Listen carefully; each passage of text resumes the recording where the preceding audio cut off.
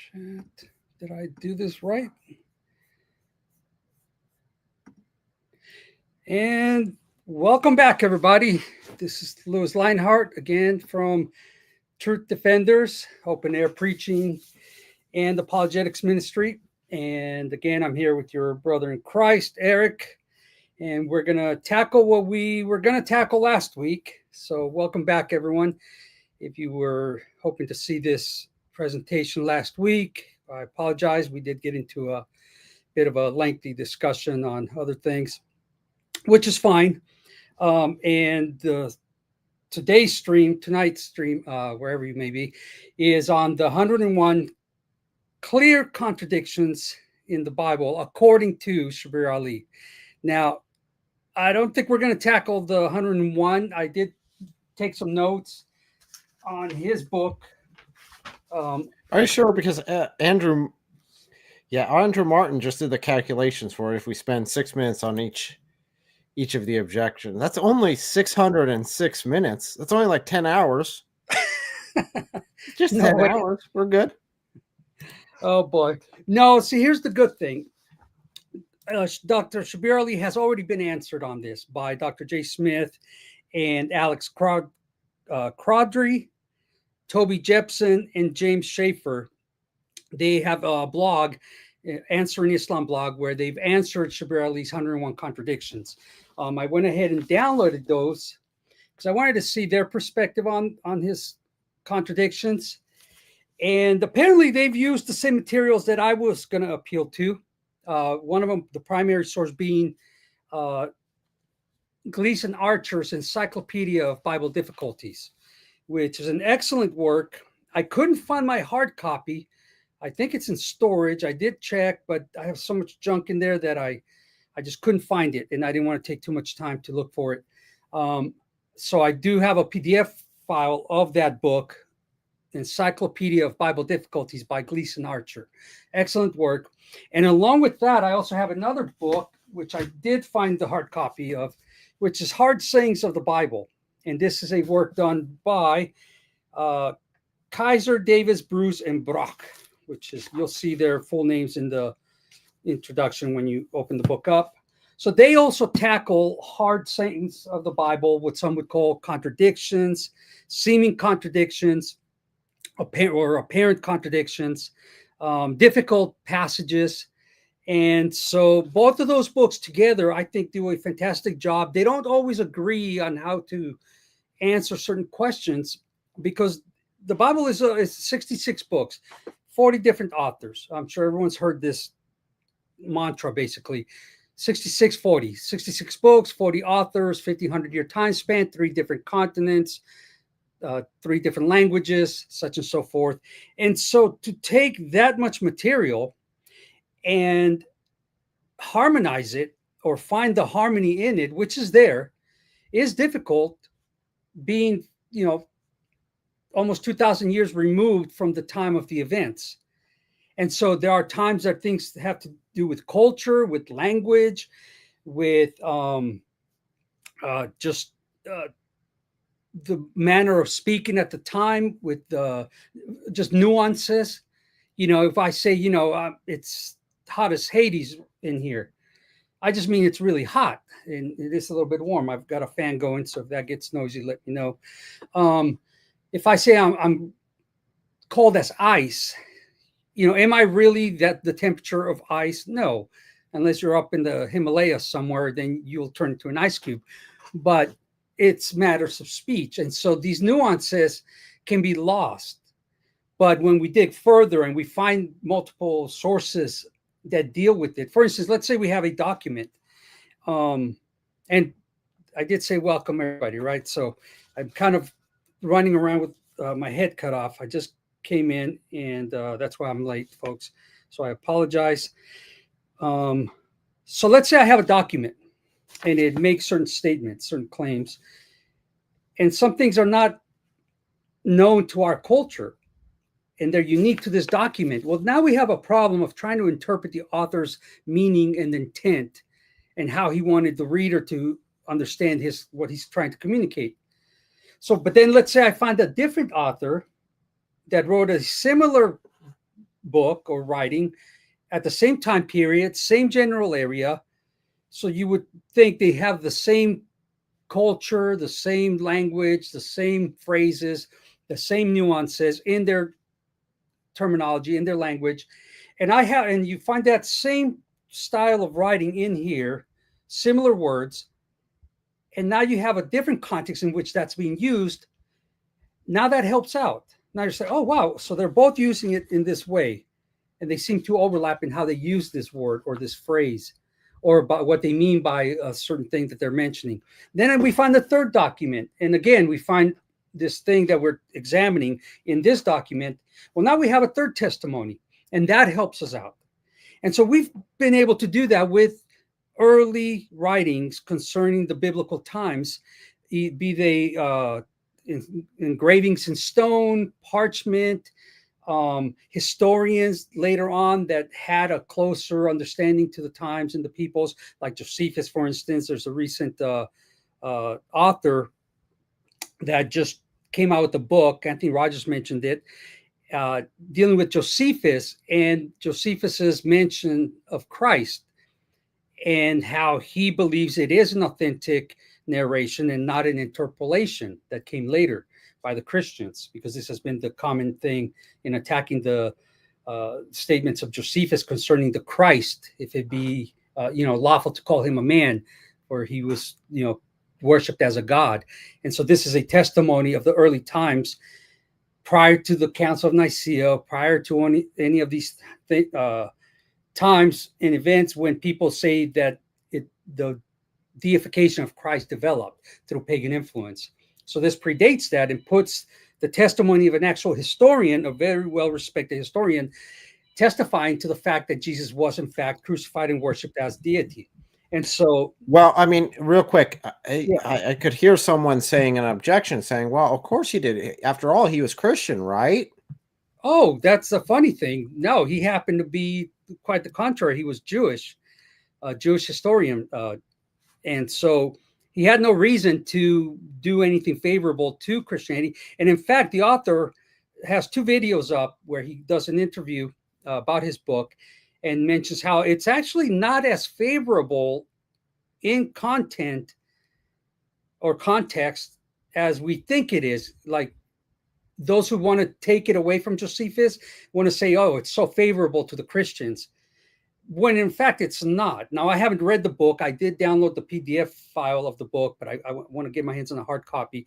It's an expensive book. It's like over $100. So it's not, I'll end up getting it eventually. But what he does say, he references, is that there's it's not being done to favor the Christians or to help out the theology of the sect of the Christians, but in fact it's a little more of the negative side. But it just happens to record those things that we believe to be biblical and true today. And so he wasn't favorable towards the Christians in that. Another example is True Doctrine, which I think was the first hit piece written against Christianity. Again, it was before the Council of Nicaea, which is where what their go-to is, and it's specifically written to try to discredit Christianity by claiming that all the miracles that everyone agrees happened in Judea, those were just magic tricks done. That was just sorcery that caused all this stuff to happen. But he does actually verify that those miracles actually did happen. Yeah, because even when people, enemies of Christianity, have criticized Christianity, in their very criticism, they're testifying to the fact that someone held to those beliefs they're criticizing. So that even the words of our enemies are a testimony against them and for us, because if there wasn't a belief in Jesus Christ being deity, being God incarnate, there wouldn't be a criticism of that view early on, but there was. And so that being the case, it just gives testimony to the fact that, no, this didn't develop later. This is something held to from the beginning. And in fact, going back to Jewish writings, when you get into the writings of the Jews, apart from the Old Testament, you see how the Messiah, the Memra of the Lord, the word of the Lord, would be the reigning Messiah, who would be God coming himself to deliver the people. So that's already there. So again, Christianity is the flower that budded out of Judaism, and I'm talking about biblical Judaism as God intended the Jews to practice, not what they corrupted it to be.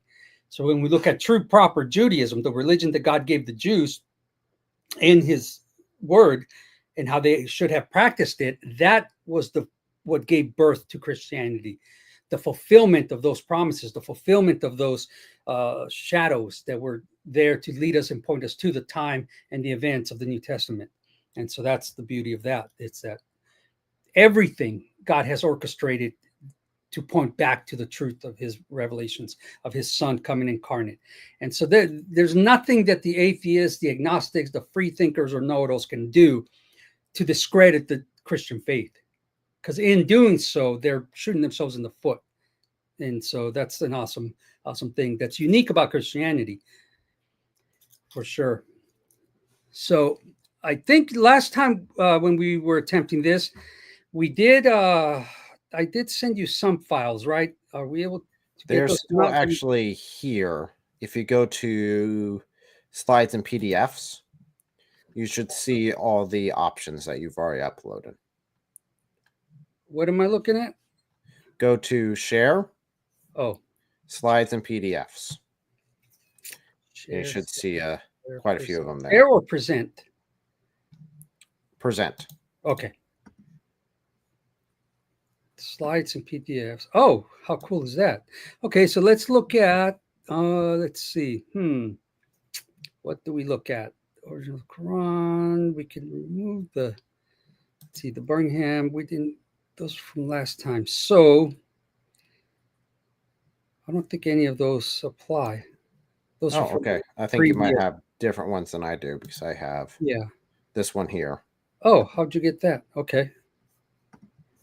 Yeah. So let's look. Is that let's see, go to the top of the page on that. So is there any way to make those larger for the viewing audience? Unfortunately not, without editing the PDF, which I cannot do. Okay. This is my fault, folks, not Eric's. I'm the one who sent them that in that format. So why don't we do this? Can you share an online, like, can you go to it online and then present it from the online file? Would that help? And then you can increase that view. Do you have a link to it? I'll find it in 1 second. And if folks, send me the link, then yes. Okay, cool. And any questions and comments, go ahead and type them in.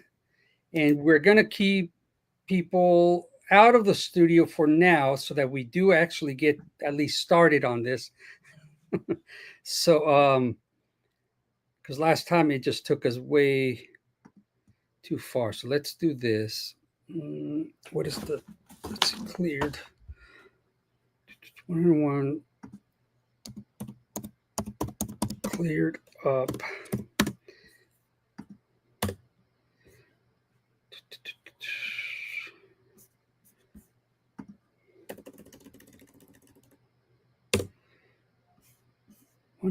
Okay, here we go. I think I found it. Yep, this is it. So let me send that to you. You can just put it in the private chat. Okay. That'll be faster. Copy studio and private chat. Paste. And so what I figured is, since these guys already did the work, I'll just plagiarize them. No, I'm kidding. If you're referring to a document that has by so-and-so and you're saying you're plagiarizing, you're not doing the plagiarism very well. I know. I think you need to go back to plagiarism school for that one. So we'll use Shabir Ally's already done article, but I am going to reference the 2 books that I have. And like I said, he also mentions those. That's why it's going to be like, it would be redundant for me to try to rewrite it. It's like someone's already dealt with it. They've done it. And not only that, you'll notice, folks, that the Shabir Ally's book says 101 Bible contradictions, and he calls them clear Bible contradictions. Now, why did he say 101? Is there only 101? Is there less? Did he make some up? Well, obviously, as I was going through Shabir Ally's list, he misses a ton that he could have thrown in there, because this book is really thick. a lot thicker than his 101. And I'm looking and I'm looking and I'm trying to find the ones he's dealt with, and they don't really deal with them in this book. I think Gleason Archer might do so, but I didn't have a chance to go through that book in print. So what we'll do is we'll do it on the fly here, and we'll see what the multiple testimony says about certain things that he brings up. And I did highlight a few that I wanted to deal with because I don't want to go through all of them. I was telling your brother in Christ, Eric, here, that what I like about what Shabir Ally did, not Shabir Ally, what Jay Smith did at the end of his work in answering with rebuttals, was that he gave a list of what Shabir Ally did, his blunders. And so because there's so much redundancy in that, if you can deal with one of his supposed contradictions, clear that up, it's the same principle that applies to 25 other objections that he has, because it's the same blunder that he's committing. So there's no need to go through all 25 examples when it's just the same principle that you need to apply in order for the clarification to remove the so-called contradiction.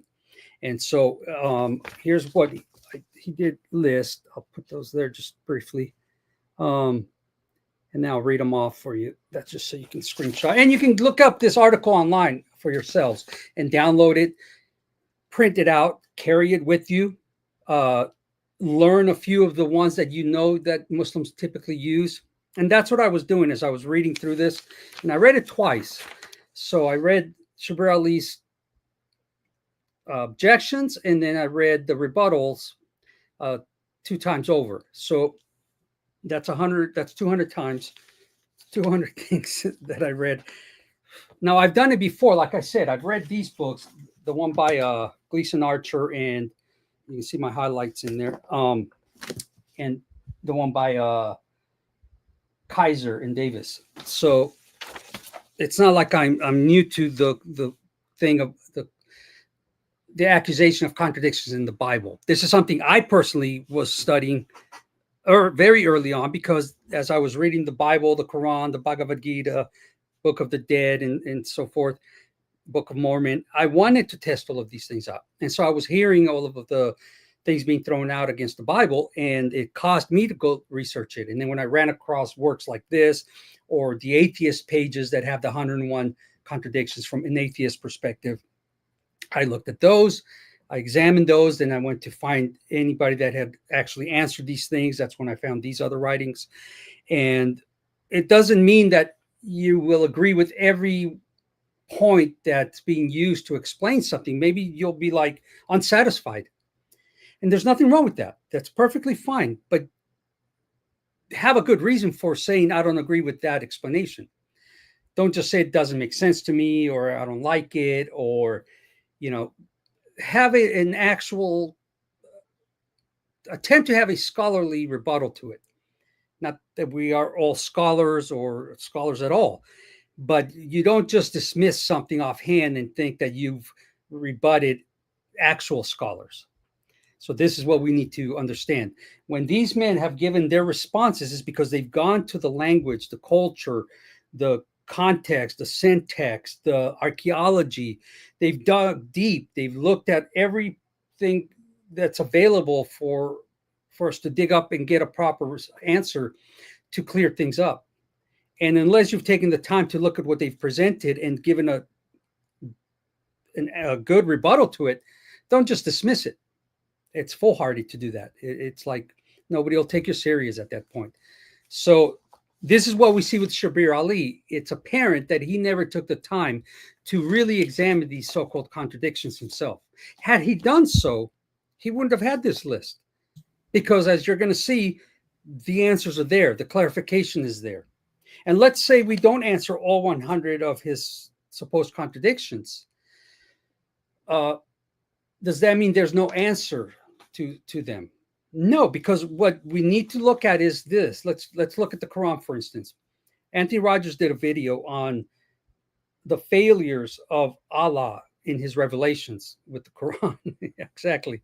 And how time after time Allah failed to keep his testimony, his word, that he would preserve his kalam, his word, and the revelations that he gave, and the books, the kitabs that he gave to the prophets, and such and so forth. And if we take the 100,000 plus so-called prophets that he sent, and we don't have any of their books that are supposed to be eternal and have been kept and preserved by Allah, and he fails and fails and fails time and time again, after a while you start thinking maybe he's not so trustworthy. And so when there are things that we can't really verify from Allah, what type of impression has he given us? You can't trust him. So that's where, the boy who cried wolf. Fool me once, shame on you. Fool me twice, shame on me. No, or am I mixing two different things? It's not the boy who cried wolf. The boy who cried wolf. You're definitely mixing two different things. He was a little liar, and he was saying that he was needed help. Forget the boy who cried wolf. The saying that says, fool me once, shame on you. Fool me twice, shame on me. Now, why is that? Because I'm letting myself be fooled now. I didn't learn from the first time.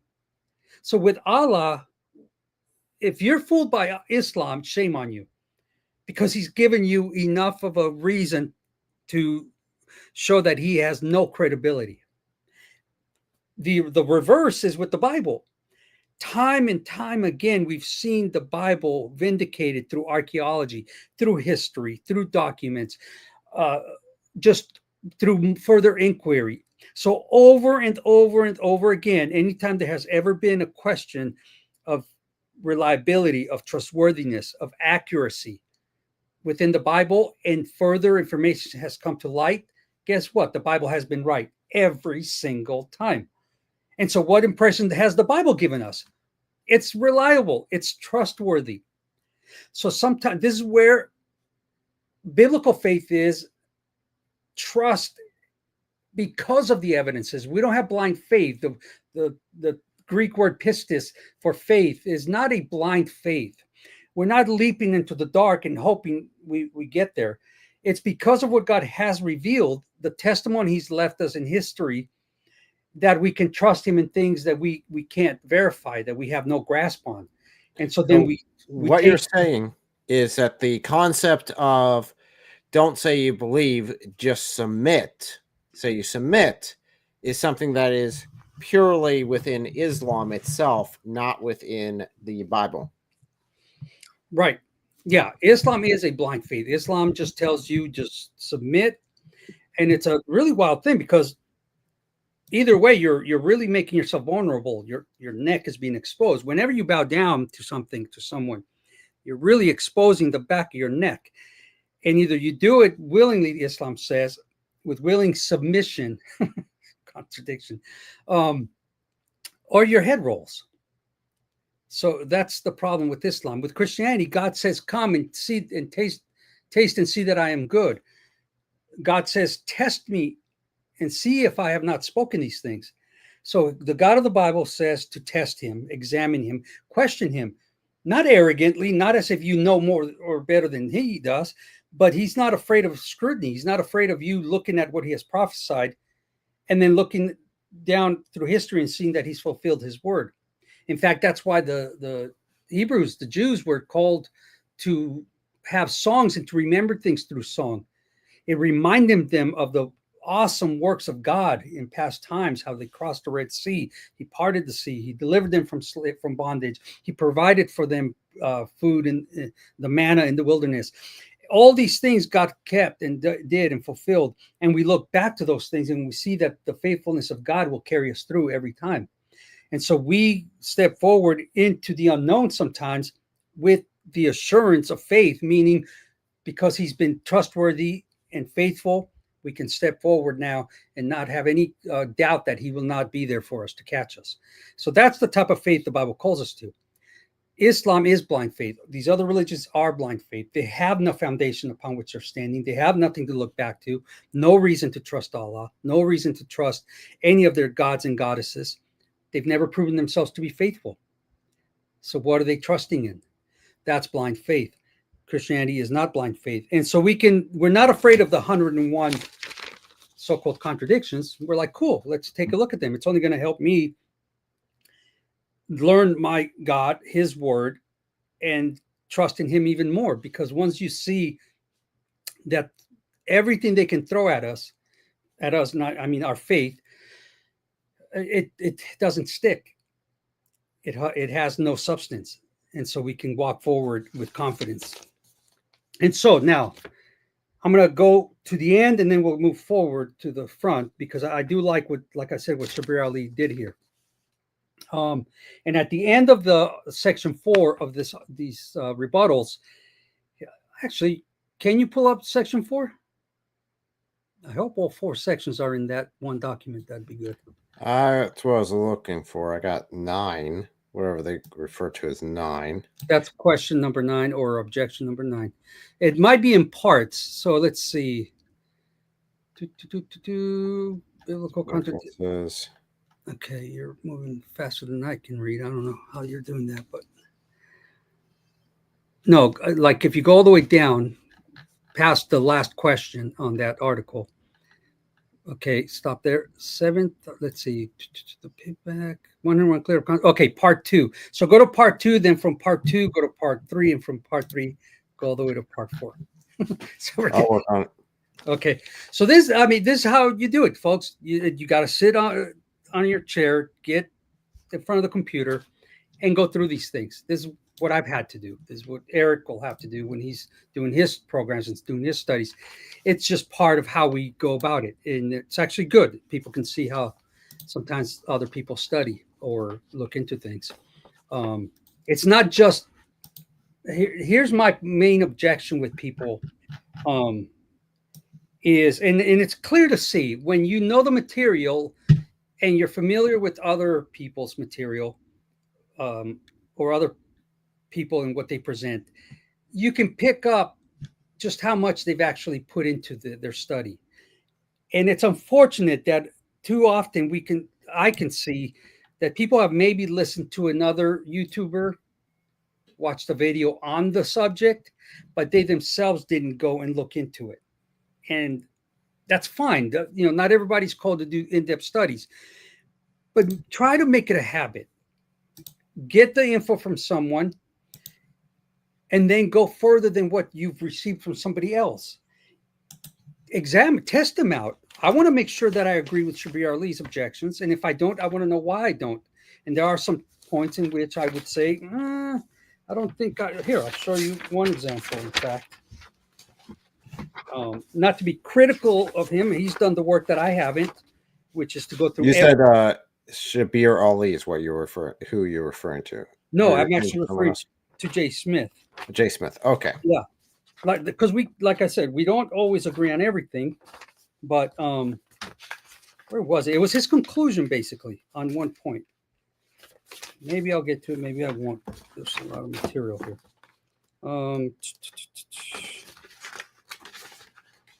Or maybe I found it unnecessary to use that little section. It's just a small section. It's his closing paragraph, I think, which is fine. He doesn't need me to agree with him, that's for sure. And I think I've lost that section. I know I saw it because I crossed it out. But, oh well, let's forget about that. If I run across it, I'll bring that point up. But anyways, I don't want to just rely on Jay Smith and say, okay, Jay Smith said it, that settles it. I want to say, no. Jay Smith has done his homework, has given us a good answer that is consistent with how we ought to exegete something. And therefore, it's not that I'm going to be agreeing with Jay Smith per se, but Jay Smith and I, if I've done my homework, both agree with the facts, and the facts are being presented. So it's not about name dropping. Oh, well, Jay Smith this or Jay Smith that. No, Jay Smith, we give him credit where credit is due. And that's just something, a matter of integrity. Give him his due honor for doing all this work, making it available to us. And now we have a tool by which we can now answer the objections of the enemies of Christianity. And so for that, we are grateful, and we thank him and we give him his due credit. But and I'm not, the only reason I keep bringing up Jay Smith, because he's the one that's done this work. But then I'm also going to give credit to the authors of this book, the Bible, Hard Saints of the Bible, and Gleason Archer. And so whoever and wherever you get information from, try to give them credit, not because we're trying to elevate them above what they are, but because the Bible tells us that a laborer is worthy of his hire. They've put in the work, they've labored in this, put their time, their sweat and tears, and made it available to us. And let's be thankful for that and give them credit, because what they're going to do is, if they're Christians, they're going to glorify God through that. Because anytime we receive any kind of praise for anything, all we're doing is we're redirecting it right to the Lord, because it's not me, but the Lord in me. And so anything that is praiseworthy in us, it's only because of the Lord and not because of us. So we do that. But enough of that. Here's what J. Smith said concerning the categories of the errors evidenced by Shabir Ally in his pamphlet. Oh, cool. You got him there. Sweet. So he misunderstood the historical context 25 times. Remember, there's only 101 so-called contradictions. So that's already a quarter of his, well, plus the point, whatever that 101 is, but a quarter of his article or his book is already cleared away simply by understanding the historical context. Had he looked into these things historically, taking the time to go to scholars on these points, read commentaries by Christians, because these aren't new to us. These aren't, in fact, most of these things Christians themselves have brought forth as things that we need to look at a little bit further, that have caused us to scratch our heads, or that have been objected to by others and already been rebutted centuries, decades ago. And so 125 out of the 101 contradictions can be cleared up by historical context. 15, he misread the text. Well, come on, Dr. Shabir Ally, you're a scholar, you're a doctor.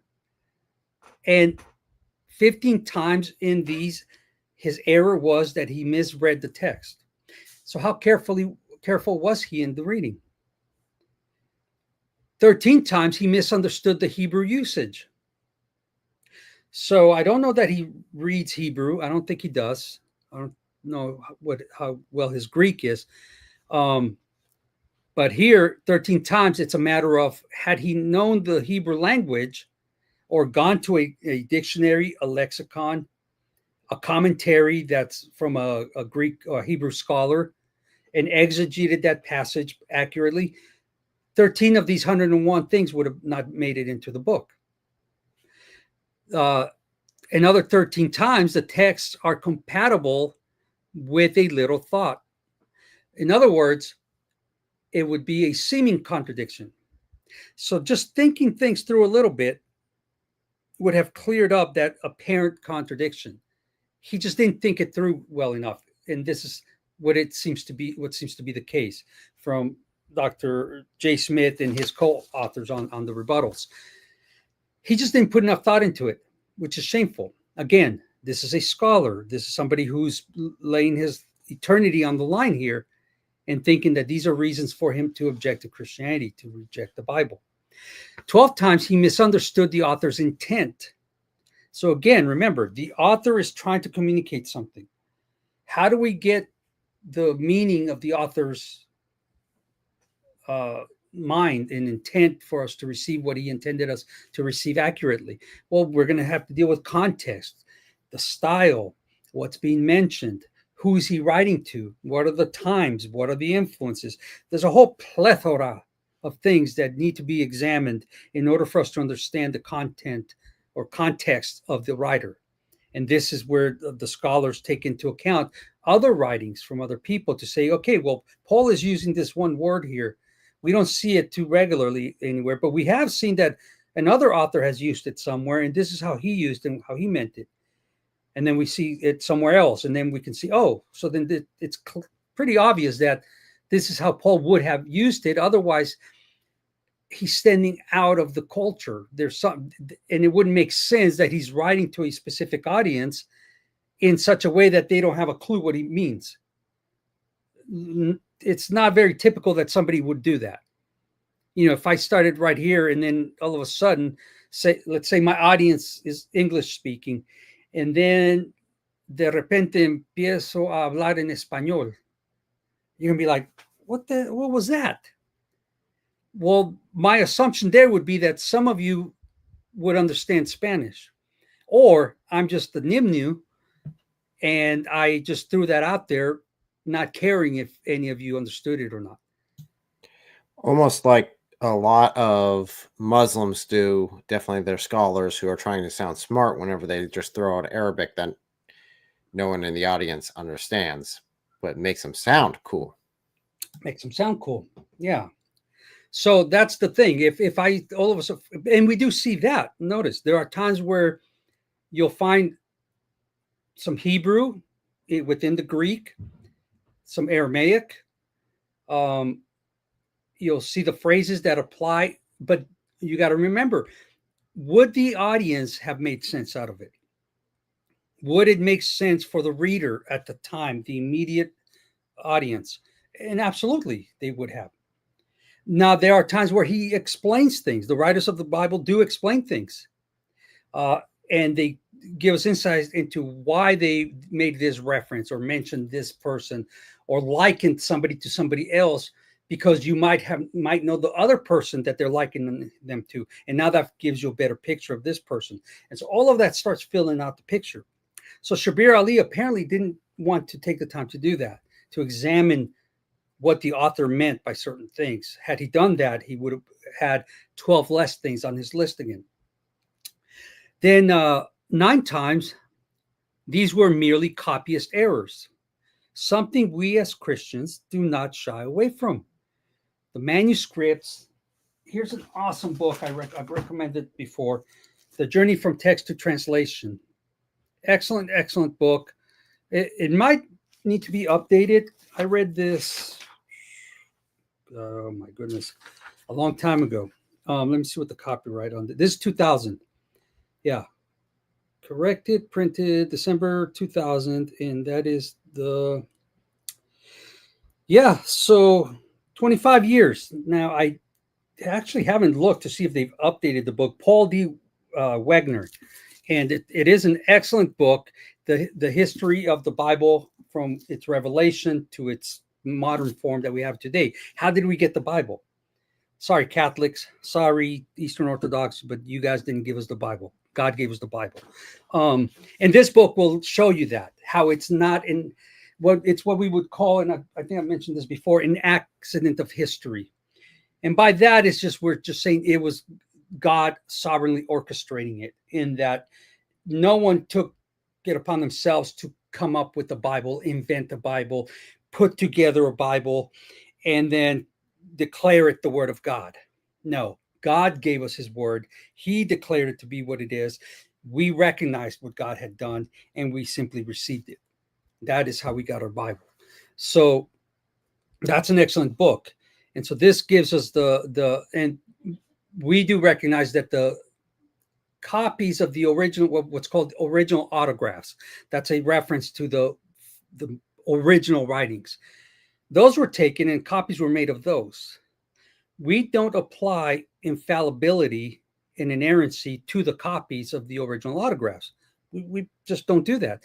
So when somebody brings up, I think it was Gen Z Muslim last time that he brought up some of these things, they're not a problem for us. We know there are copyist errors, but how do we know they're an error, but that we know what the truth is? See, the only way you can know is that there's a mistake here, let's say in the spelling or there's some kind of a mistake in the copy, is because you know what the original was. Otherwise, how do you know that's not the way it should be?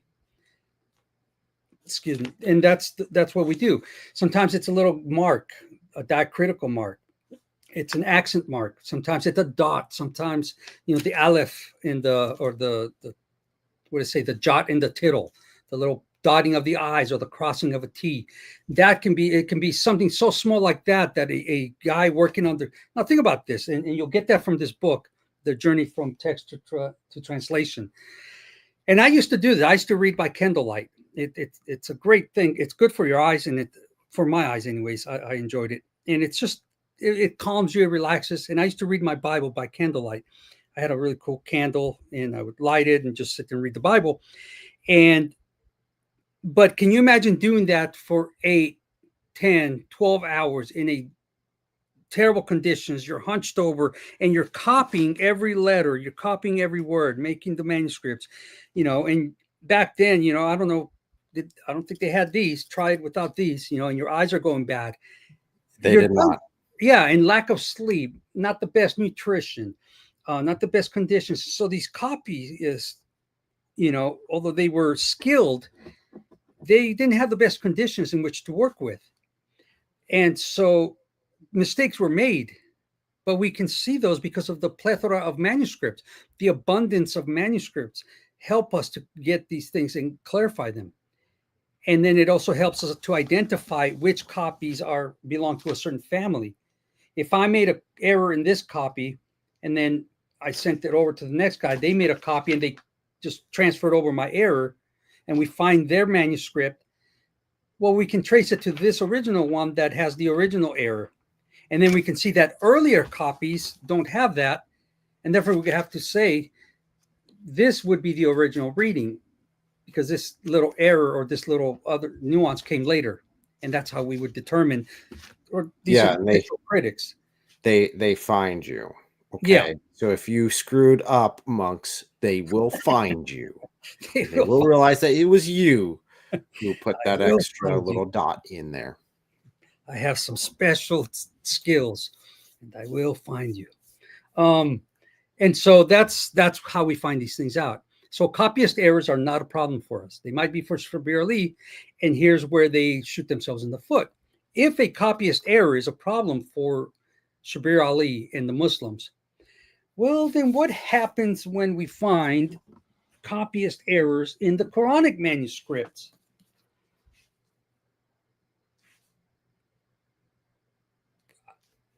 They're done. It's over. It's game over, man. You've done it. You've undone yourself. This is why so many. These things become the arguments against the Christian faith, the arguments against the Bible, are laughable, because when they throw them at us, we as Christians have nothing to fear. That the things we criticize, at least we shouldn't. Be careful here, kids. Try to use arguments that can't be thrown back at you. For instance, I'll give an example. We make fun of Islam and its absurdities with, flat Earth, the steps of the creation of the human in the womb, the way it's done, Satan in the nose, urinating in your ears, such and so forth. And these are absurdities. But be careful that you don't confuse miracles and absurdities, because we believe in miracles. We believe that God can act in creation in certain ways that baffle our mind. We believe that God can communicate in certain ways that seem absurd to the world, the natural world. For instance, with Balaam's donkey. Balaam's whooping on his donkey. The donkey's like, yo, hey, haven't I been so good to you all this time? I've carried you around. I've been obedient, and here you are whooping on me. And then the Lord opens the eyes of Balaam, and there's an angel with a sword ready to strike him down for whooping on the donkey. It sounds ridiculous, right? But God can do that. It's not an absurdity. Why isn't it an absurdity? Because, for one, there's nothing that says that God cannot use a beast to communicate to us with. For instance, I can take somebody to the pet shop and show them a parakeet that can talk and sing. The thing doesn't even have lips. And he can sing you a beautiful song in human language. Communicate like that. So to think that God couldn't use a donkey and have communication, and let's say however the communication happened, if it was just projected, or if the donkey actually used his own voice to speak, that is a miracle of God working through there. But then there are things that are so contrary to reality and to how God has revealed himself, and just they are literally absurd. For instance, Satan living in the upper part of the nose when you go to sleep. Well, this is why the Muslims in the morning, they wake up and they snort water and then they flush it out, because they're trying to flush out the little shaitan. Now, if is that where we get the boogeyman from? He's in your nose. And if he's that small, why do we? Who's scared of a little devil like that, like a little gnat? And is he in my nose or your nose? And is this why the Arabs have such big noses? I mean, I don't know. There's a lot of things we can ask concerning the devil in the nose that really. Hey, what's Anthony Rogers doing here? Who let him in? Yes, instead of the devil in the details, it's the devil in the nose. Yeah. So atheists believe that there are 7 billion talking animals on the planet, and that's actually absolutely true. We're just animals, right? So there you have it. See, that's the absurdity of these worldviews. And so again, Christians, be careful when you criticize other worldviews that you're not doing something that they can just turn around and do the same thing with us. Understand the differences between miracles, absurdities, blunders, different categories of things. And there are times where it's such a narrow line, or maybe there's and you got to just say, you know what?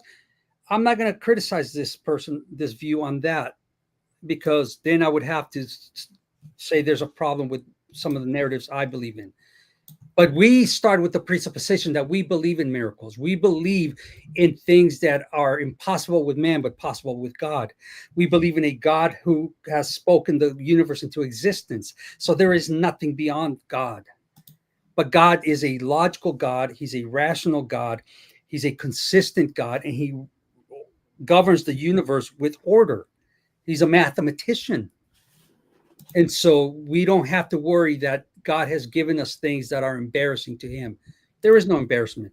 There's no, and this is what I think sometimes is the shame of those who are theistic evolutionists or who hold to some humanist worldview as professing Christians, because they're a little bit of ashamed that they don't know how to answer certain things that the Bible mentions.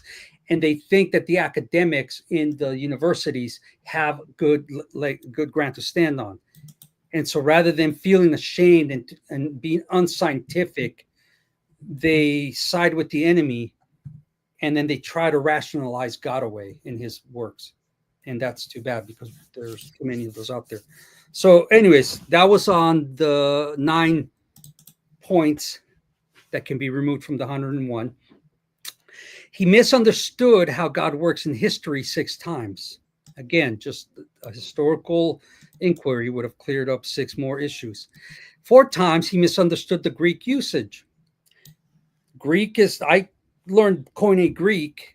I taught myself Koine Greek slightly. I didn't master it. I don't know it.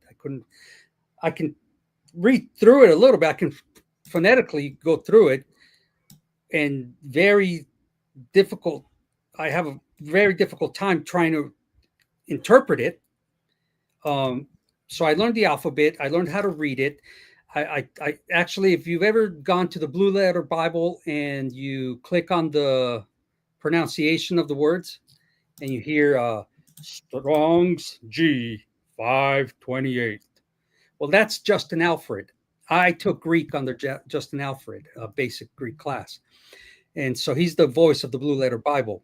Awesome guy. He knew, I think, 6. He knew Greek, Hebrew, English, German, Spanish, I think Latin, and he might have known he knew Arabic. So at least 7 languages that he knew, and was just an excellent teacher. So I took Greek under him, and then I took another basic class at my church with one gentleman that he knew Greek. And then I did a lot of my own studying. So I learned the basics of Greek, but I wouldn't pretend to tell anybody I know Greek. I know the Greek. No, I can do a Greek study. I can look at things. I can use a lexicon. I can use the dictionaries. I can, parse things. It's just difficult. It's not easy. So here, Shabir Ally shows ignorance of the Greek. Had he taken the time to look at the works of Greek scholars on these points, he wouldn't have had these 4 issues on his list. Then the other 4 issues, he didn't read the entire text. And now that might be debatable. He could probably say, I did read the entire thing. Okay, but you're showing ignorance. Because I would rather say I didn't and have an excuse for my blunder than to say I read the whole thing and then have this blunder. Because now what's your excuse for it? For coming across as if you didn't. You see, so don't be so quick to boast about having knowledge of something when you're making such blunders. It doesn't look good. I've read the Quran. Really? It's not he who reads most, it's he who understands most. I don't care if you read it once, 100 times. I don't care if you read the Bible once or 100 times. Do you understand it? Do you understand what you're reading? Can you articulate what you have read? And that's when it starts showing that you know the material. Even early on, when I was in Santa Monica, 3rd Street Promenade, open air preaching, it's an open forum, and we would get all people from all walks of life. So we would get professors, PhDs, we would get academics, all kinds coming to the mic and arguing, linguists. I had one guy, a Hebrew guy, he's like, I'm a Hebrew professor. And you quoted Genesis wrong. Barashith bara Elohim. And he's like, you quoted it wrong. It was funny because he's saying, I'm a Hebrew professor. And he says, it should read, God created the heaven in a day. Or in other words, he wants to introduce that God created, I'm trying to remember, it's been so long. So he said, and I think it's the Jewish Publication Society probably puts it this way, which is their Tanakh. For God began to create, or something to that effect, where he introduced something in the Hebrew that wasn't there. And I was like, I know it's not there. Not because I know much about Hebrew, but I know I've read it in the English with an interlinear, and I've read what the Hebrew says and word for word and compared them. And I've done this a long time ago. And so I knew better than what he was telling me. And so I was sitting there, and at the time I could present a better argument against him, than I'm doing now. But I was able to give my argument against him. And him, as a professor of the Hebrew, was making a blunder. It's like you're going by your bias. You're not going by the actual grammar.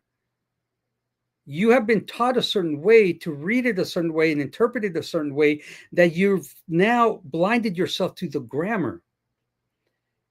And I know better. And so I'm not going to let that happen. And so here you have some Nimnu like myself correcting a Hebrew professor. That doesn't look good for him who's boasting that. It doesn't say, I'm not, all it says is that having known what the actual Hebrew said was able to help me defend against somebody that introduced a bias and a presupposition that changed the context.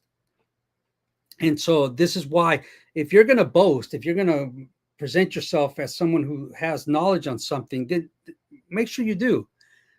Don't just say it superficially, because it can come back to bite you in the butt. It just doesn't look good, and especially in this day and age when everything's recorded, and then somebody's going to play it back to you, 20 years later. Look, you said this. I think it happened with James White on one of his debates, something he had already changed his position on, and the guy he was debating brings it up. And it's like, dude, really? You haven't kept up with the fact that he's modified that position 20 years ago? So this is something we need to just, for our own sakes, be careful in how quick we are to pretend that we know something when we really don't. He didn't read the entire text. Then 4 times he misquoted the text. Shame, Shabir. Shame for misquoting. Now, a misquote could be that he either read it and just didn't understand it, and so he ignorantly misquoted it, or maybe he deliberately misquoted it to mislead his readers. What impression has the Muslim left on us historically? That they make blunders or that they lie deliberately? Well, My experience with both. Yeah, I was going to say, I think that's a 50-50 one. That's a toss-up, man. Yeah, so that is a toss-up. You're right. Let's find a better way to present that. Well, they just blow it. And here, okay, so here's a perfect example of that. He was either ignorant or lying because the answers are there. Shabir, the answers were there. If J. Smith and his co-authors were able to get the answers to these objections, how come you weren't able to? These books were written before your 101 contradictions, Shabir. Why didn't you go and read those books and see if maybe somebody had the answers for you? And this is for every Muslim out there, for every atheist. And this is what I usually ask the atheist or the Muslim or anybody that objects to the Christian faith. Before I get into a debate with them, I often, not always, I often ask them, well, how many books have you read on this specific thing or commentaries dealing with this specific issue from the Christian side, from respected, sound, and I know that's subjective, who respects them and who considers them sound, but I'm talking about just, Christianity, well-respected, well-rounded scholars. So I asked them, who have you read? I know you have all the objections. I know you've gone to the critics and looked at their videos or their books, but who have you read on the other side? And I have yet to find one single person tell me, oh, I read this commentary, I read this scholar, I read this view. Now, granted, I'm not out there dealing with people at the very high academic level because I'm not that. Now, somebody like, let's say, Anthony Rogers debating some heretic, the heretic will be able to tell him at that level, yes, I have read these guys and I still disagree. Good, but at least they're given an academic response. Right or wrong, at least it's an educated response. So remember, being educated on something doesn't mean you're right or wrong on it. It means you've at least done the research, you know what the views are, the positions, and you've just concluded otherwise, to the contrary, for whatever reasons you have. But the general public doesn't do that. They just object. And so that's unfortunate that Shabir Ally at his level would make blunders like this. 3 times he misunderstood the wording. 3 times he had too literalistic an interpretation. So remember, the Bible is a genre of literature, and I'm trying to scan. There it is. Let me grab this book. Aha. This book I love. Right here, Figures of Speech used in the Bible, E.W. Bullinger. Now he has a ton of different figures of speech in the Bible that are pretty cool when you get into it. Why is a word used twice? Why is there sometimes a speaker is speaking in the positive, then he reverses it and uses it in the negative the next sentence? Why is he inverting words? Why is he, what is, it's just like, here, I'll give you some of the terms. Oh boy, I'm not even going to try. Airman, nope, I'm not trying. Not until I learn how to pronounce it. So, so he gives you all the figures of speech, and some of them are difficult because they're using Latin terms, Greek terms, such and so forth. And then he shows you where they're used in the Bible, the different places in the Bible where it's used and how it's used and the significance of it. And so it won't be confusing to you. For instance, let's take one example here. Answer not a fool according to his folly, but answer the fool according to his folly. So then you're like, what? Wait, do I answer? Do I not answer? What do I do? So that's a figure of speech. Why is the writer saying answer the fool, but then says don't answer, or don't answer fool, but then answer the fool? Well, I like how Dr. Greg Bonson explains it. Basically, he's saying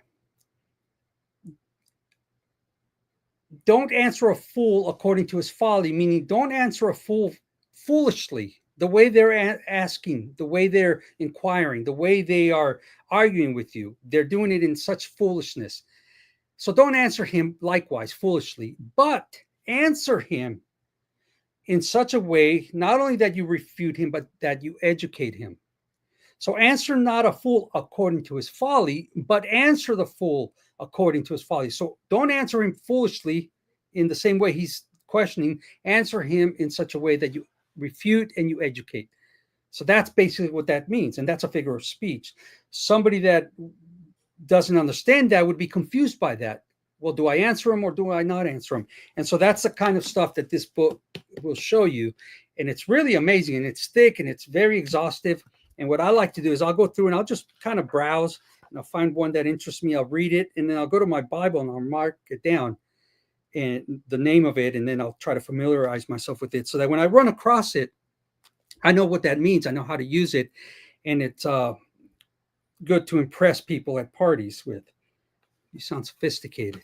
No, I won't tell you how my mother, when I was growing up, had us memorize, proverbs or phrases from the Bible. She, do tell. You know what? I will anyway. She would put it on the bathroom door, and you couldn't go to the bathroom until you could say it. So wait, was it on the inside or the outside? It's on the outside of the door. You couldn't go in until you said it, and she would eventually make us memorize it that way. There you go. Well, it's not as bad as the madrasa where they chain you up and then they beat you till you pronounce it properly. True. And I do admit it was effective. It worked. Yeah. No, it's good. Families have moved so far away from teaching their children scripture. It's a shame, and a lot of it has to do with there's no more, I don't know, I can't say no more. I haven't been in anyone's home, but the family togetherness where you would eat as a family, eat together. Whereas nowadays, everybody grabs their plate and runs to their corner and, they're on their computer, their TV, the radio or whatever.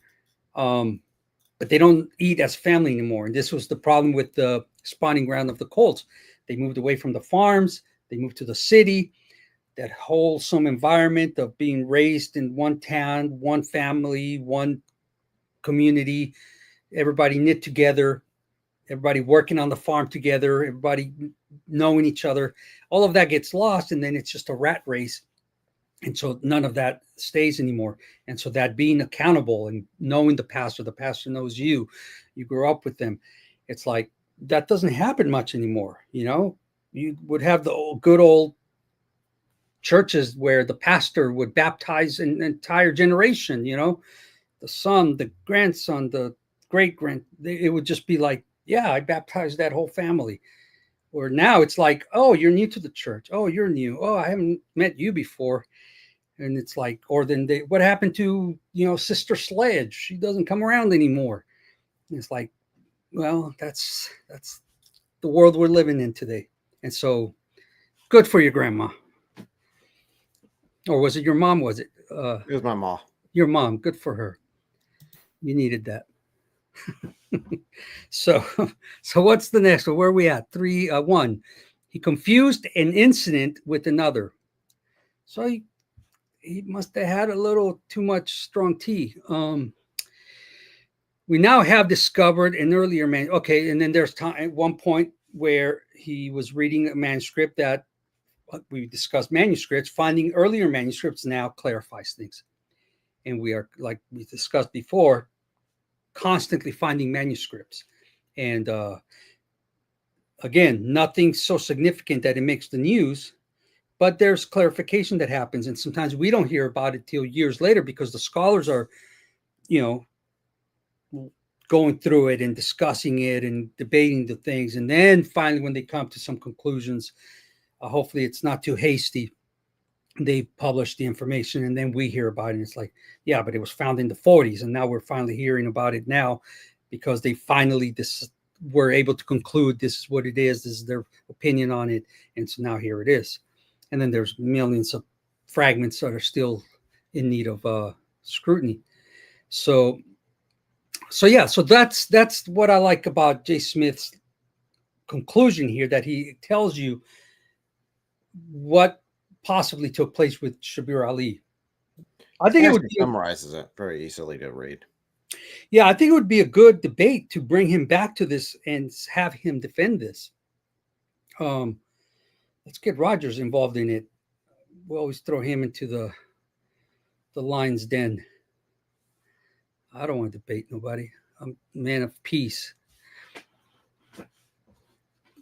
That's not what you said last time. You're willing to debate someone not too long ago. Oh, never mind. I wouldn't invite him, but you were willing to debate him. Well, here was my criteria, and I think I mentioned this to someone. I mentioned it to you guys last night. I wanted to debate at least, because I mentioned it several times and they wouldn't bite. I said, give me at least, it had to have been at least 20 of his followers, me against 20 of them live at once. I'll take them all on at once. Once I deal with them, then I'll go for the head, because I wanted to really point some things out with his following and the people that follow him. So that's why, and since nobody's ever responded to that, I'm not going to bother with this specific person until his followers, his supporters, have the guts to step up and defend their following of this said person. So that was my criteria. That's what I said on there. So we have a suggestion for a change to your channel. Okay. The suggestion is that you get monetized so you can have super chats, and then get a wheel of misfortune as well. What's a wheel of misfortune? Wheel of misfortune. I guess that's what Jack Ray calls it. What's it do? I just do it whenever there's a super chat. Spin it, and then there are multiple things. Put yourself on the big screen. I want to know what. Let's see with this wheel. Okay, let's see. Here we go. Book. Confetti. Oh yeah, I saw you. You poked the ceiling and down came some confetti. That was pretty confetti. Hilarious. There's confetti. There's changing hats. There's a picture of Mohammed. I do want to revamp that, but at the same time, I do have what I would consider the wheel of misfortune, or maybe Jack Ray would consider it the wheel of fortune, which would be a bunch. And I'm not zooming up on this because there's going to a lot of it will still be secret of what happens to the Quran if I have an issue. I haven't had an issue, so I haven't had to use it. That's funny. But yeah, that's what he's referring to. So what's it take to get monetization? You need more hours watched. I think you need like 4K. 4K. Currently. Oh, well, then it's not up to me. It's up to the folks out in viewer land. Come on, kids. Watch these programs. Like, share, and subscribe. And keep sharing it so people have to watch it. Well, see, the 20 versus 1 thing, I did that for 20 years out on Santa Monica. I had crowds of 100 yelling at me, trying to hang me, and throwing questions, which is kind of fun. I think this would be more enjoyable if the 20 were tacos. Oh, that's true. Good tacos. See who can win, Truth Defenders or 20 tacos. I'd watch that video. That'd be interesting. That's funny. Yeah. No, it's actually pretty cool, because like we were talking about that, it lets people see that even all these different minds working together can't come up with a valid argument against a certain position. And it gives them the opportunity to say, okay, well, maybe that person didn't have the background or the knowledge, but surely one in 20 has a good response or rebuttal or argument. And no, it shows you that they really don't. It's all been said and done before, and it's just a matter of us getting the information. I have stacks of books, and I'm thinking, it's all been said and done. Nothing new under the sun. 2,000 years, folks, Satan has been trying to destroy the Christian faith. It's been asked before. It's been said before. It's been responded to before. We just have to do our home due diligence and find those that have given these responses, these answers, and just throw them back out there again. Because 1,000 subscribers and that's the answer to your 4,000 question. public watch hours until to get taco money. Sow your seed of faith, kids. Come on, dig deep. Give a loan to Allah. Give a loan. Give your loan to Allah. Fly on the wings of Gabriel, or however he says it. That's so funny. No, yeah, it'd be nice. I don't know how all that works, but I'll take it. No shame in that. Buy me coffee is what they say these days. Sorry. Scratch that. Buy him a taco. I owe her tacos. I told her that I forget why, but I owe her tacos. But she didn't come to the conference. So September is her time to collect. There's a conference in California, and that'll be where I'll be. She can always come to the conference out in Ohio too. Hey, there you go. Too. Come on, Deneen. Ohio is sooner. Is a payday, day of reckoning. Poor Roger. It's Rogers. Who called him Roger? Oh, I think it's a text. Oh, that's funny. Yeah. So where were we at? I get. See, now we're going to go into 12 hours. Yep. Are we ever going to get to one of his objectives? Okay, start with number one, because I think let's go back to the part one. And I did put some stars in front of some of the questions. Let's go to, question one. I thought could be a relevant question or objection. Here, Shabir Ally says, does God incite David to conduct the census of his people? 2 Samuel 4:1, or does Satan? And I think, and this one does come up when you're talking to Muslims, it does come up where they bring this one up. At least I've had it brought up. Others have had it brought up. Where on the document is that? If you go, because he has a long intro. So if you go to the top and then just go till you see the number one next to that'll be the first question. And let me pull up Encyclopedia of Bible He does have a long introduction. Holy cow. Yeah, he does. I was like, sheesh. I'm scrolling. Ah, there we go.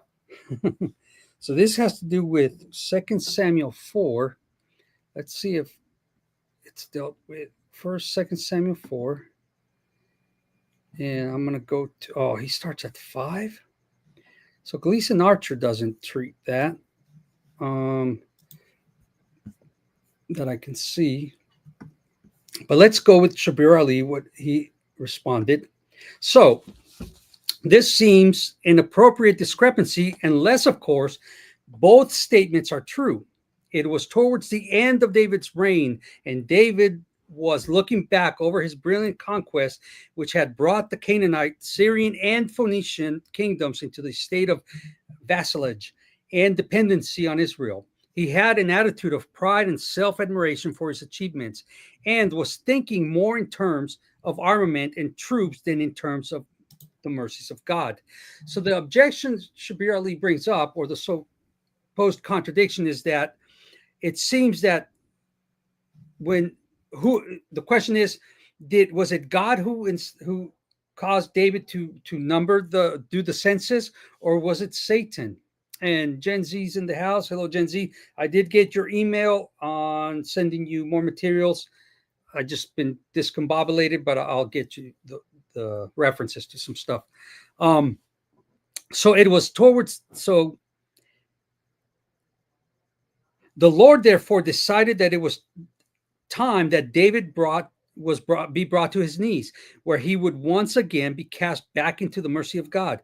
So he let him go ahead with the census in order to find out just how much good it would do him, as the only thing this census would accomplish would be to inflate the national ego. So intimidated in Job's warning against carrying out the census in First Chronicles, inflate the national ego. Oh, wait, I skipped that. First Chronicles 21:3. As soon as the numbering was completed, God intended to chasten the nation with a disastrous plague, which would bring about the enormous loss of life. In fact, the lives of 70,000 Israelites, according to 2 Samuel. So what about Satan? Why would he get himself involved in this affair? According to 1 Chronicles 21:1, if God had already prompted David to commit the folly he had in mind, it seems his reasons were entirely malicious, knowing that a census would displease the Lord. 1 Chronicles 21:7-8. And so he also incited David to carry it through. So here's the thing. It's not a question of either or. It could also be both and. God uses the means to the end. And if God so chooses to use the devil to work something out in his own plan, in his own creation, and here's where it's going to backfire on Shabir. Remember I told you about careful not to use things that can go back on you? I just remembered something, but we'll get to that. Oh, Shabir, why do you do this to yourself? So, yes, it's a question of both and. It's not, the Bible doesn't say only God, only Satan. It's the context is that God had already told him not to do it because it was just going to be a matter of numbers. And we see that with the YouTubers these days, right? How big are your numbers? How inflated can you get? And it's numbers. And if your heart isn't right in that the reason you want the high numbers and viewership is for the glory of God, for the decimation of truth, for the propagation of the truth to go out in darkness, but it's for your own ego so that you can boast of your big following. This is a perfect example of what we see here. David wanted to do it, and it was a matter of national ego. Look how great of a nation we are. Look how powerful we are. Look how strong we are. Really. So let's see what happens when the Lord chastises you for doing something he didn't want you to do because it wasn't important about the numbers. God could, through one man, destroy an entire army if he so chooses. I mean, remember when they went around the walls of Jericho and they blew the trumpets? It wasn't an entire army. It was obedience to the Lord, and the Lord dealt with it. Remember when the Lord sent an angel, and how many Assyrians were destroyed by that? 180,000 Assyrians were whacked by the one angel or the army of angels. I forget if it was one or many, but it was the Lord doing it. So trust in the Lord. Trust not in numbers. Remember, don't trust in the arm of the Lord, is what the scriptures say. Some entrust in horses, some entrust in chariots, but I will trust in the arm of the Lord. Put your trust, your faith, your confidence in the Lord. Let him win the battle for you and glorify him. You do it for your ego's sake. You do it for the inflation of your pride and your ego and to boast to other people. It's going to be humbling because those numbers count for nothing in light of God's greatness and sovereignty and our puniness, our humbleness. It's about him. So nothing wrong with wanting to get a huge following and get your channel out there, but for the right reasons. It's your attitude that you have to check. Make sure you're not prideful. That's the warning here. So anyway, so here Shabir Ally makes the mistake of thinking it's either one or the other. But if we go down, let's turn it around. Let's go to and I can keep reading. So there is it's a lengthy answer. So let me read a little bit more just so people get a better understanding.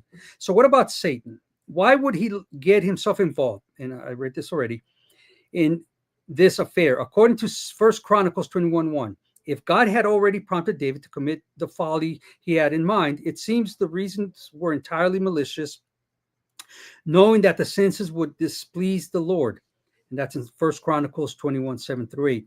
And so he also incited David to carry it through. Yet this is nothing new, for there are a number of other occurrences in the Bible where both the Lord and Satan were involved in soul-searching, testing, and trials.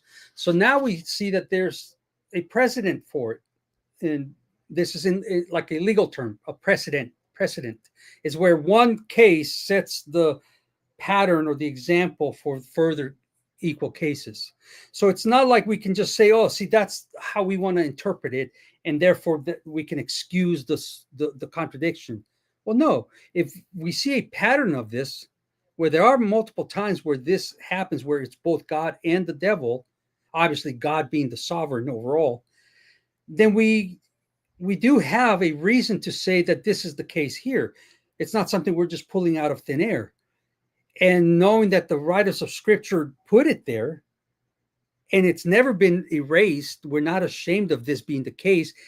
It's not a problem for us, because it's something that we see that has taken place in history. God has used the means to the end, and at times where God is the one using the instrument, you could, in a twofold way, say, if I take a hammer and I drive a nail, well, who did it, the hammer or me? I could say the hammer drove it through, or I could say I did it, right? Context. Ultimately, what is the will behind it all? Would be my will acting upon the hammer, acting upon the nail. But I could say the hammer is the one that impacted the nail, and therefore the hammer is the one that drove it down. But could the hammer have done it without me picking it up and doing it? It's like when people deal with firearms, they want to blame the firearms. It's like, well, last time I was at a construction site, I never saw a hammer hopping along trying to bust everything up on its own of its own accord. It's absurd. That would be an absurdity. So it's both and he gives examples in the book of Job, chapters 1 and 2. We find a challenge to Satan from God, allowing Satan to bring upon Job his calamities. God's purpose was to purify Job's faith and to strengthen his character by means of discipline through adversity, whereas Satan's purpose was purely malicious. Here's one perfect example. Remember the saying, people are familiar with this. What Satan meant for evil, God meant for good. Is that an accurate quote? I don't remember. I think it is. There are many what examples. You meant for evil, God meant for good. Yep, there are many examples in the Bible of God taking what the devil thought was going to be corruption and devastation to an individual and turning that for their ultimate good in the end. Right. And so here we see that there is a pattern, and we have a list of another one. Similarly, both God and Satan are involved in the suffering of persecuted Christians, according to 1 Peter 4:19 and 58. Can you pull up scripture on the screen? Let's look at that. 1 second, I can definitely do that. You want, which one you want? 1 Peter 4:19 and 5:8. I think it's there's one website that lets you put in the semicolon and it'll pull up all the references you want in one shot. Let me see. I think it's a Bible. Well, I'll find it. 1 Peter 4. Bible this one. Is it Bible Gateway? Yeah, I think it's Bible Gateway. If you put in 1 Peter. I got Bible Hub up, but yeah. Okay. Let's see. Let me go back to you. Which version you want? They'll let you have any of them. It don't matter to me. I'm not picky. Again, that's only translation. That's not actual version. Like there's differences between the. Right. So if you put, sorry, didn't mean to cut you off. Go ahead. So if you put 1 Peter 4:19 semicolon 5:8, then it'll pull up both verses, because I just want to see how he's dealing with the context of both. And this is all Shabir Ally had to do. What we're doing here tonight, he could have done it. I don't see why he didn't. 1 second here. So what do you want? No, put it in the search up. See where the search box is? Yes. So go up there and put in 1 Peter 4:19 semicolon 5:8. I think that's the. Okay.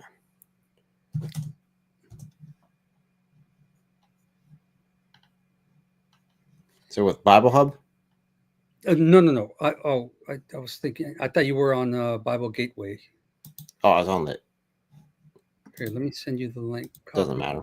I have both of them up on Bible Gateway. No, but this pulls when you do it this way. I don't know if. Oh, I see what you're saying. It'll pull up just those references, but side by side, so that you don't have to go to one and then go to the other one. So you have them all right there in context. It's pretty cool. I see what you're getting at here. How come I don't see you typing it in? Oh, there you go. Let's see. Maybe, am I right? Let me see. First Peter 4:19 semicolon space 5:8. Yeah.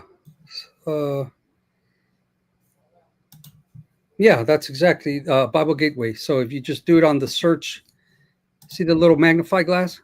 Mm-hmm. Okay, in there, just type in 1 Peter 4:19.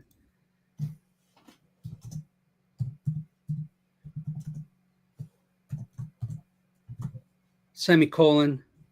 I don't know if you need a space, but I do a space and then 5:8. I mean, bam. And let's see, scroll down a little bit. This is exactly what I pulled up last time. Are you on Bible Gateway? Bible Hub. What? That's what I was asking you. No, I can't. Go to Bible Gateway. Ah. That's why I was saying this is the one. This one does it. Yours, I don't think that one does. And it's good for everybody watching, because then you can, if you're ever doing a bunch of different verses that you want to cross-reference, for instance, you do it this way. You just put them all in there, and then it's going to give them all to you right there. Here, a second here. Okay. Hey, look at that. I'm the tech guy tonight. Yes, you are. So, moving on up.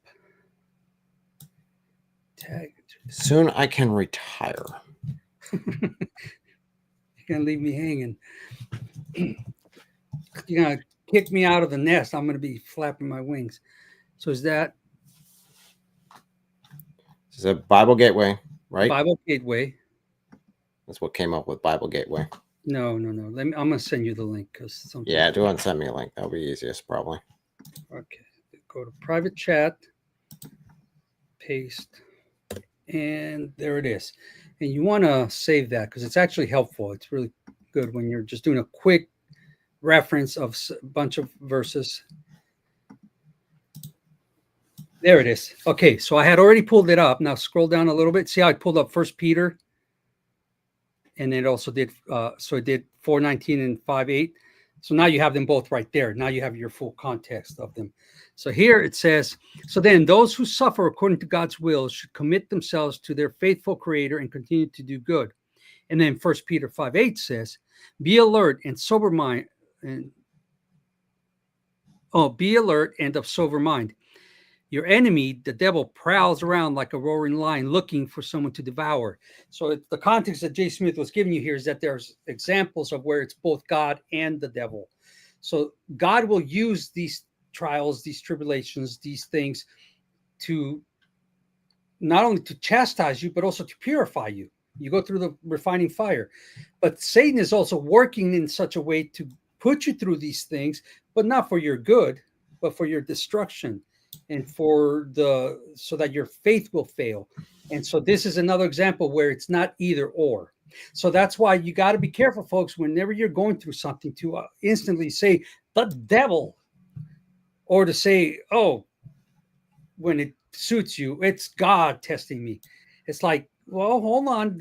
Unless you know directly who to blame, we always fall on God's sovereignty. So even if it's because Satan is attacking me because he hates us, or if it's God testing me, God could be using the devil to test me. So it would be both and. Could it be that God has sent an angel? Could it be that God has just sent the trial to test? It has nothing to do with the devil. There's just a trial that I'm going through. and then it's the Lord that's correcting me or chastising me or purifying me or strengthening me or making me more patient or to endure these things for a future trial, that this event in this time at this place will eventually be to my benefit in the future. This is where we need to, be slow to either blame the devil or blame God. Just say, let your will be done in this, Lord. Wherever it's coming from, let God be glorified. Let me come out a better person for it at the end of this trial. And so this is another good example where they give us here. Shabir Ally couldn't do this. He couldn't take the time, 10, 15 minutes to examine this thing. Now, I hope, since his writing of this book, because it is in book form, Shabir Ally's 101 Things are in book form. And then since Jay Smith's rebuttal to it, I hope that Shabir Ally has taken the time to go through this and has changed his ways on it. It would be. I would not hold your breath. Yeah, that's the sad part, is that he most likely hasn't. I hear cats, noisy critters. Comments, there they are. Muhammad liked cats. He didn't like the dogs, but he liked the cats because they ate the mice. And he thought some mice were Jews that got transformed. That's probably why he liked the cats.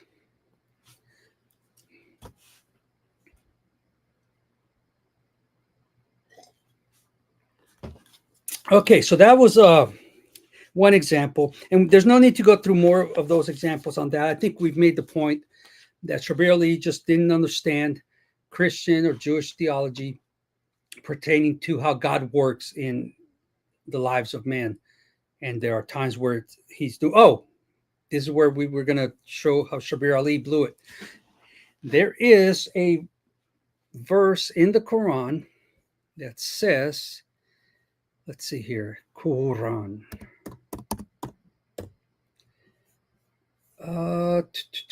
It was not you.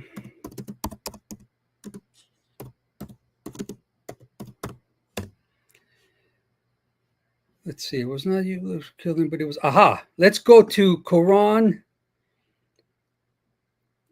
8 Al-Anfal, Ayah 8:17. So now we're going to ask Shabir Ally a question. Because as with the crucifixion, remember the verse in the crucifixion account in the Quran that says, for they boasted, we crucified Messiah Jesus. And it says, but they crucified him not, but it was simply made to appear to them. Some scholars will say that this is not denying the crucifixion, but that it is simply Allah saying the Jews were boasting, we crucified Messiah Jesus, but they crucified him not. It was only made to appear as if they did. What that's saying is they did crucify him, but Allah didn't want them to take the credit for it. It was Allah who ultimately did it through them. So it appeared to them as if they had done it, but ultimately it was Allah who did it. So they crucified him not, but it was simply made to appear. And the reason we say that is because another part of the Quran, chapter, what did I say? 8 verse 17 here. Yes. Says this. And you did not kill them, but it was Allah who killed them. And you threw not when you threw, but it was Allah who threw, that he might test the believers with a good test. Indeed, Allah is the hearing and the knowing. Well, Shabir Ally, who is it that threw here? Who is it that slew? Because obviously they did fight and there was a battle and people were killed through other men. But Allah is saying you didn't slay them and you did not kill them. Well, then who killed them, Allah? Because they think they did.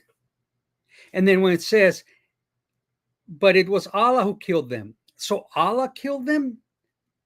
When the Muslims took the sword and lopped off the head, Allah is saying that was him who did it. Either Allah is a bunch of Muslims running around killing people, or Allah is claiming that he's the one who did it through them. He's taking credit for that happening, that he gave them the victory. And then it says, and you threw not, O Muhammad, when you threw. So wait a minute. So he did throw because it says when you threw. So he didn't throw when he threw? Boy, what a web we weave when we lie. So Muhammad did not throw when he threw. What is Shabir Ally going to do with this? But it was Allah who threw. So is Muhammad Allah? Or is it simply, if we are generous, unlike they are, and say it's simply Allah taking the credit for what he did through Muhammad and the Muslims? That's the context. So why can't Shabir Ally extend the same courtesy to us in this verse and understand that it's not just either the devil or God, but it's God using the means to the end, because there is absolutely no difference in context between what that is saying and what the Bible is saying here.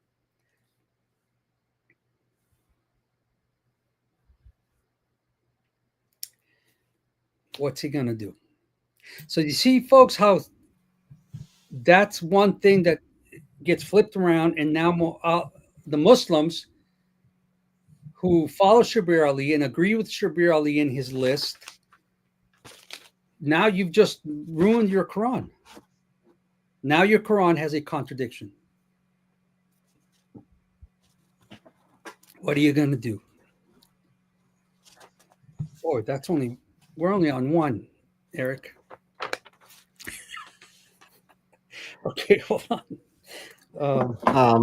Oh my goodness. Andrew Martin, you might have been a little under your estimation. Yeah, just a little. We're at 1 hour and 37 minutes, and we've gone through one. Okay, let's go to objection number 6, or contradiction number 6. So I hope that was clear to you guys, just how he made his blunder, how he just, had he taken the time to study it out a little bit, ask questions, call a Christian, ask. He's got plenty of the Muslims or the Christians that Shabir Ally has debated. He either has direct contact to those Christians or to the people that organized the meetings, the debates. He could have easily contacted George and reached Anthony Rogers. He could have easily contacted James White. He could have easily contacted, any number of Christians that he's debated in the past or had dialogues with.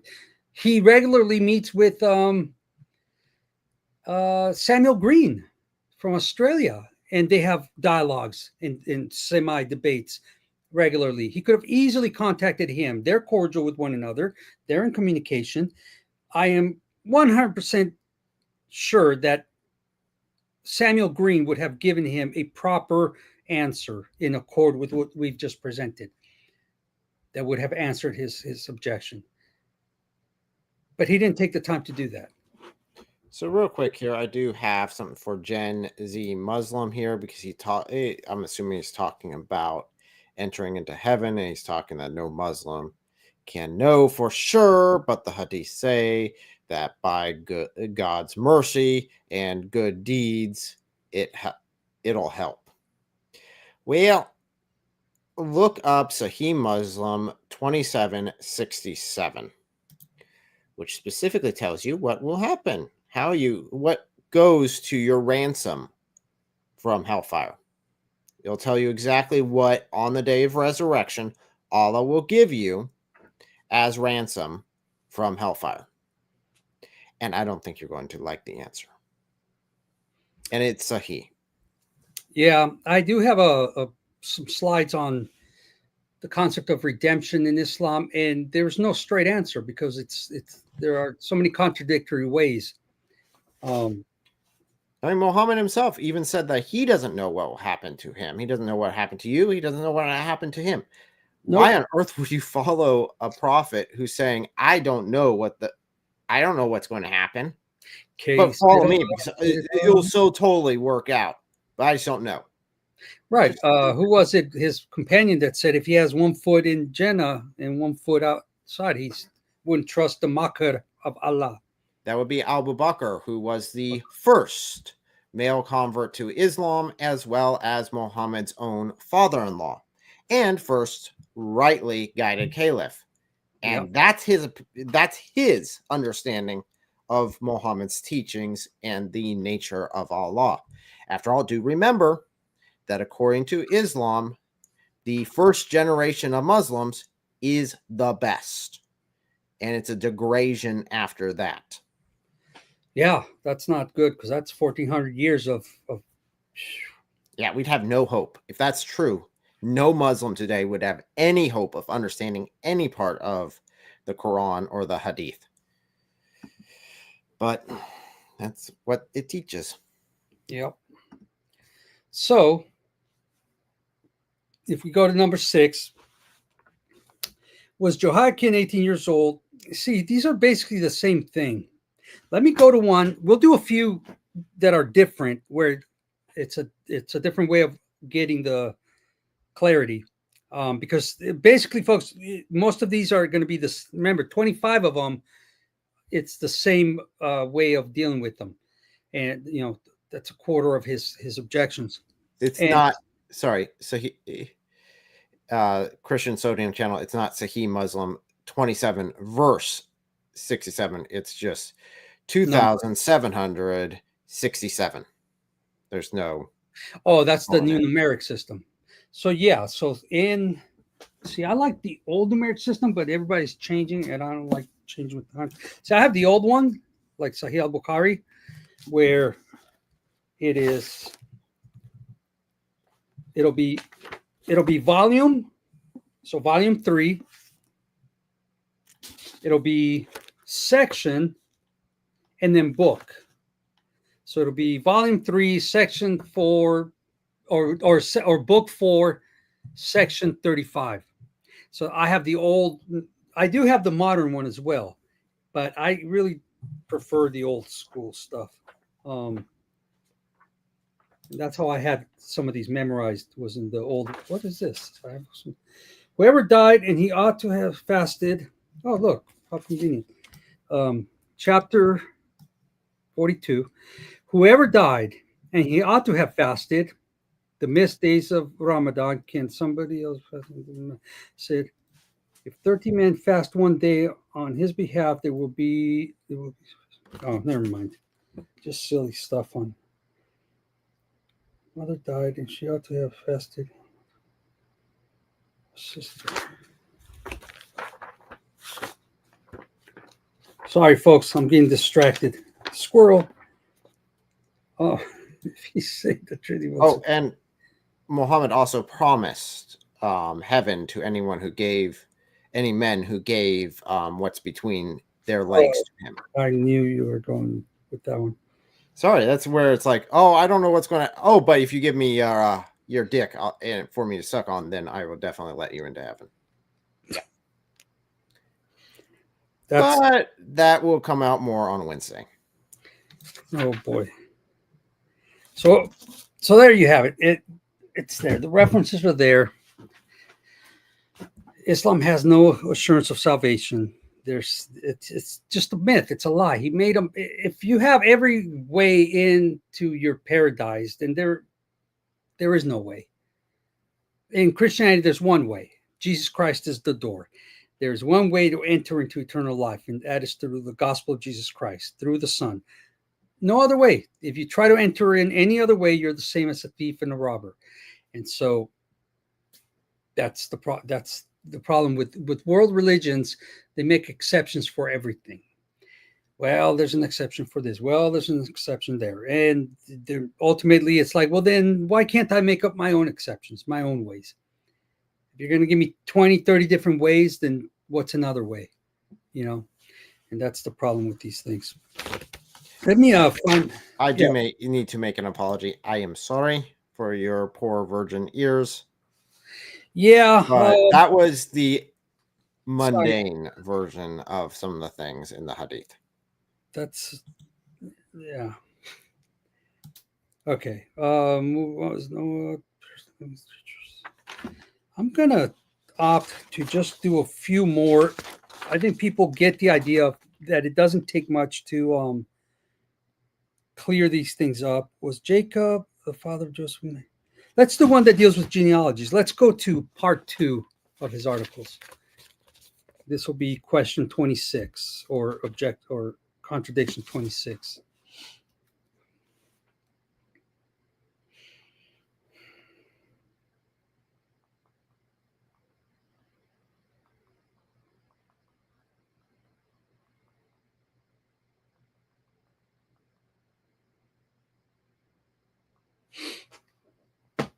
You're good.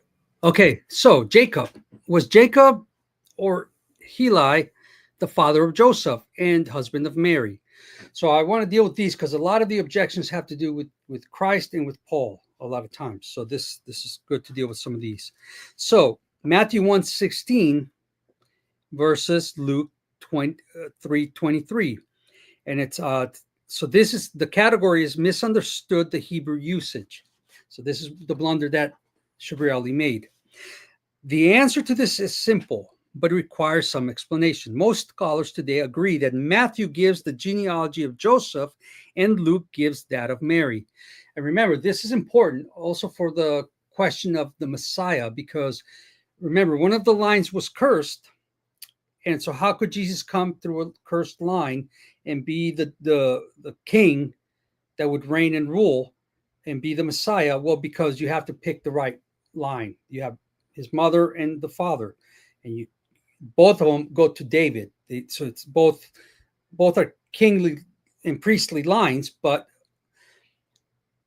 you have the one got cursed. And so when people say, well, see, how could Jesus be a descendant and a rightful heir if that line was cursed? Well, they're ignoring that we have the 2 genealogies. We have Mary and Joseph. And so the answer to this question is simple. Some explanation, blah, blah, blah. Most scholars today agree that Matthew gives the genealogy of Joseph and Luke gives that of Mary, making Jacob the father of Joseph and Heli and father of Mary. This is shown by the 2 narrations of the virgin birth. Matthew 1:18-25 tells the story only from Joseph's perspective, while Luke 1:26-56 is told wholly from Mary's point of view. A logical question to ask is why Joseph is mentioned in both genealogies. So here's the answer. The answer is again simple. Luke follows strict Hebrew tradition in mentioning only males. Therefore, in this case, Mary is designated by her husband's name. So Mary is, because it's mentioning the male line, she is being mentioned with the husband's name, and that's why that puts that genealogy there through Mary. The reasoning is clearly supported by 2 lines of evidence. In the first, every name in the Greek text of Luke's genealogy, with the one exception of Joseph, is preceded by the definite article. Example, the Heli, the Matthew, or there's a typo, right? Is it in that also? The Matthew. Yep, it should be the Matthew. Although not obvious in English translations, this would strike anyone reading the Greek who would realize that it was tracing the line of Joseph's wife, even though his name was used. The second line of evidence is that Jerusalem is the Jerusalem Talmud, a Jewish source. This recognizes the genealogy to be that of Mary, referring to her as the daughter of Heli, and this is in Haggai 2:4. And this is from Dr. Arnold Frachtenbaum. He's a great author. He's got a great book. I think I have a copy of his book, Messianic Christology. And I wish people would read it concerning giants in the land. You know how some people like to talk about the giants and stuff and the Nephilim and this and that. Well, he really gives a good argument for the problem we have with where the word giants came from. It came from the Latin giganticus, which is a transliteration of the word, I think from the Greek, or I forget from where it's a transliteration, but into the Latin, it became giganticus, which didn't mean giant, meaning in stature, but greatness. So people have mistakenly thought that these giants in the land were super tall, Jack and the Beanstalk giants. And you've got all kinds of books written and sermons preached on these giants, and people finding these, 20-foot skulls and whatnot, and thinking these are real giants, when it was most likely men of greatness. Because in the original, the context and the word is actually for greatness. It's only when it went into the Latin that the word gigantus was introduced, and then it was carried on as giants, and then obviously the concept of giants was carried on with it, and so the interpretation became giants, meaning of stature, as opposed to of greatness. And so that's Arnold Frachtenbaum deals with that in his booklet Messianic Christology, which is really good. Anyways, that was an aside. So that's the simple solution there. 2 genealogies, and then the reasons for why one is mentioned versus the other, and how Mary, because she's given the name of her husband, is used as one of the lineages. And that answers the question, what was Jacob the father, was Jacob of Heli the father of Joseph and husband of Mary? And it depends on the genealogy that you're reading as to why each one of those names is used. Simple explanation. And then the next one, 27, did Jesus descend from Solomon? Again, category, misunderstood the Hebrew usage. Another misunderstanding on Shabir's part. One other one I wanted to deal with was John the Baptist. Let's see, 34. John the Baptist was, or was not, Elijah to come. This is kind of interesting. Man, there are some cats. I need to throw a rock or a shoe out there. See, I don't hear any of it. Okay, good. I don't hear any cats. They're just going to town. And I think, again, Gen Z, you're just cherry picking verses to try to support the Muslim case. What's he saying? You really are.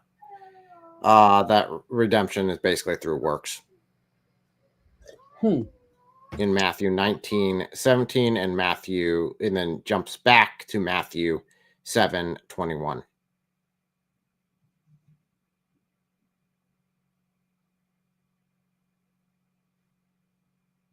Okay, I'm not the only one here anymore. Good. Sorry, those things were getting out of control. I had to throw a shoe. Yeah, you're absolutely. So, what is Gen Z saying? Well, there's a thing that we need to know about what means to trust God. No, you can't trust God, Gen Z. Forget that. Allah, yeah, you can't trust God. No, you can't trust Allah. Yeah, you can't trust Allah. In fact, only those who are the rebellious or the losers trust in the makar of Allah. That's in the Quran. So if you trust in Allah, you're one of the losers, according to the Quran.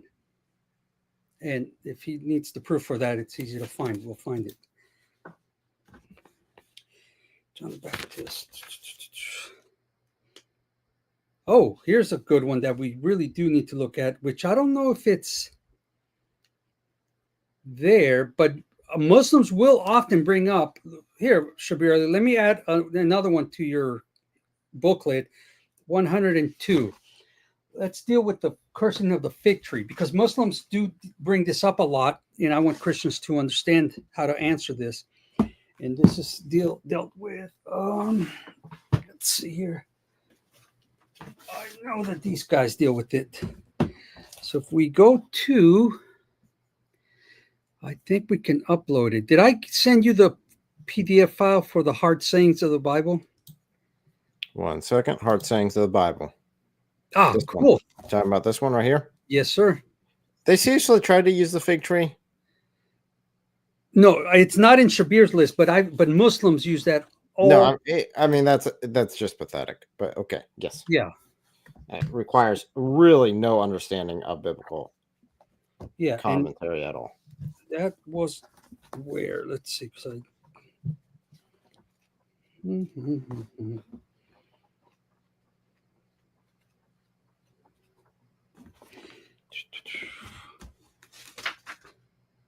aha, okay, it's page 441.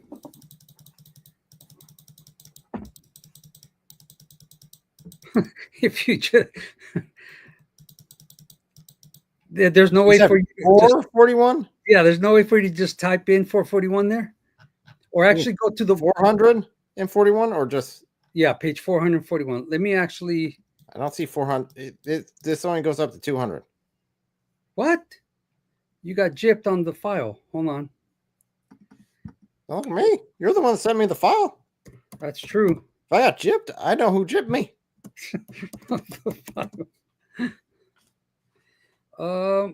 PDF. Let's see. Hard Sayings of the Bible. Right here. Okay, and I'm going to go to PDF. Okay, I'm going to send you a link. 734 pages. Oops, where'd you go? And it's right here. Whoops, that's not the place I wanted to send it. Private chat. Because it's actually pretty cool once you understand. Okay, I send you the link, and that'll allow you to make it bigger also, so that'll be cool. Yeah, and here you can just, I think, type in the page number in the little box, and it'll, right where you were, where it says the page number. Yeah, I use this for this website's the same one with the Reliance the Traveler. So what number was it? Page 441. Here we go. Okay, and let's see. It should be Mark 11:14. So scroll up, I guess. I think you went past it just a little. It might not be the exact number page that I pulled up. Keep going up. So 441 on the physical book or the PDF? Yeah, on the physical book. Oh, physical book. Yeah. I don't know what it is, but it's Mark 11:14. So look for that. And I think you went past. Can you make that bigger? There we go. So let's see where you're at here.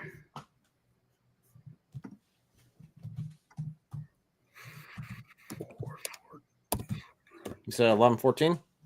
Yeah. So it's actually going to be.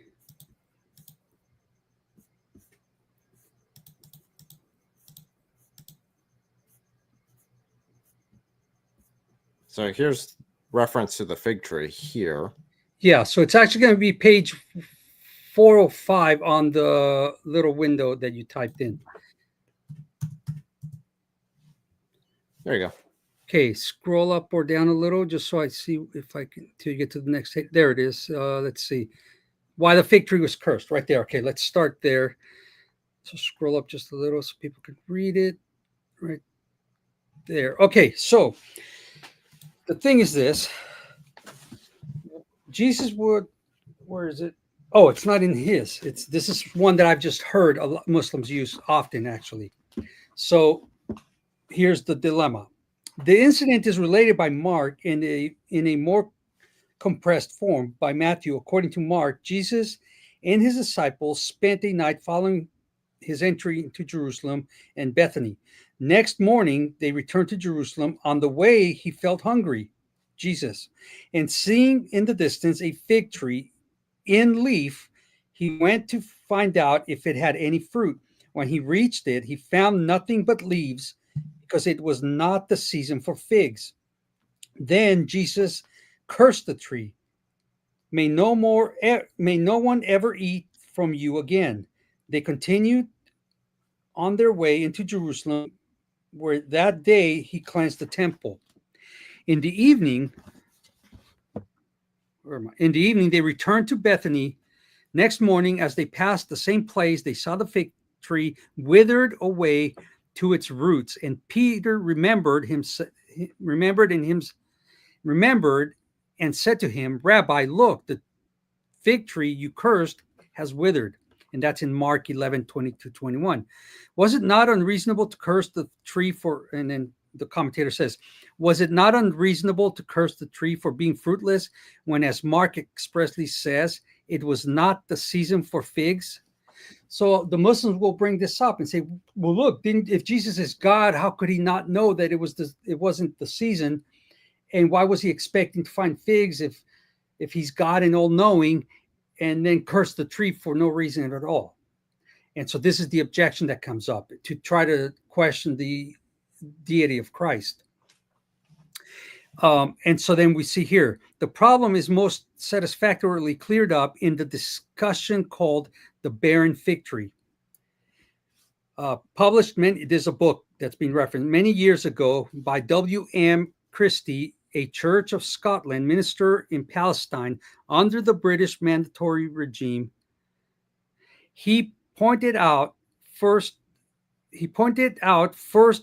the time of year at which the incident was said to have occurred, as it is probable Jesus was crucified on April the 6th, AD 30. The incident occurred during the first days of April. Now, this is important because you got to know the times and the seasons here, and that is very relevant to why the fig tree only had leaves on it, but no figs. And we'll see the relevance of it saying that Jesus was hungry, and also the question of why there was only leaves on the tree. Now, wrote Christie, the facts connected with Lint. Now, wrote Christie, the facts concerned with the fig tree are these. Toward the end of March, the leaves begin to appear, and in about a week, the foliage coating is complete. Coincident with this is sometimes even before, in other words, coinciding with this, and sometimes even before, there appears quite a crop of small knobs. This is important. Not the real figs, but a kind of early forerunner. They grow to the size of green almonds, in which condition they are eaten by peasants and others when hungry. When they come to their own indefinite maturity, they drop off. These precursors of the fig tree are called taksh, and in Palestinian Arabic. Their appearance is a harbinger of the fully formed appearance of a true fig some 6 weeks later. So these little nubs grow on the tree. They're not the fig, they're the forerunner to the fig, and they grow about the size of an almond, and those are edible for travelers. Not always. Sometimes it's like sometimes they're not palatable. If you're ever hiking somewhere and you see some irrigation lines and it says not palatable, don't drink it. That means it's not drinkable water. It's probably gray water, which has sewage in it. You need palatable water when you're out on a hike, folks. This is very important. I don't think a lot of people know that word. They should just change it to drinkable, because most people don't know palatable. But if it says not palatable, don't drink it. You'll get sick.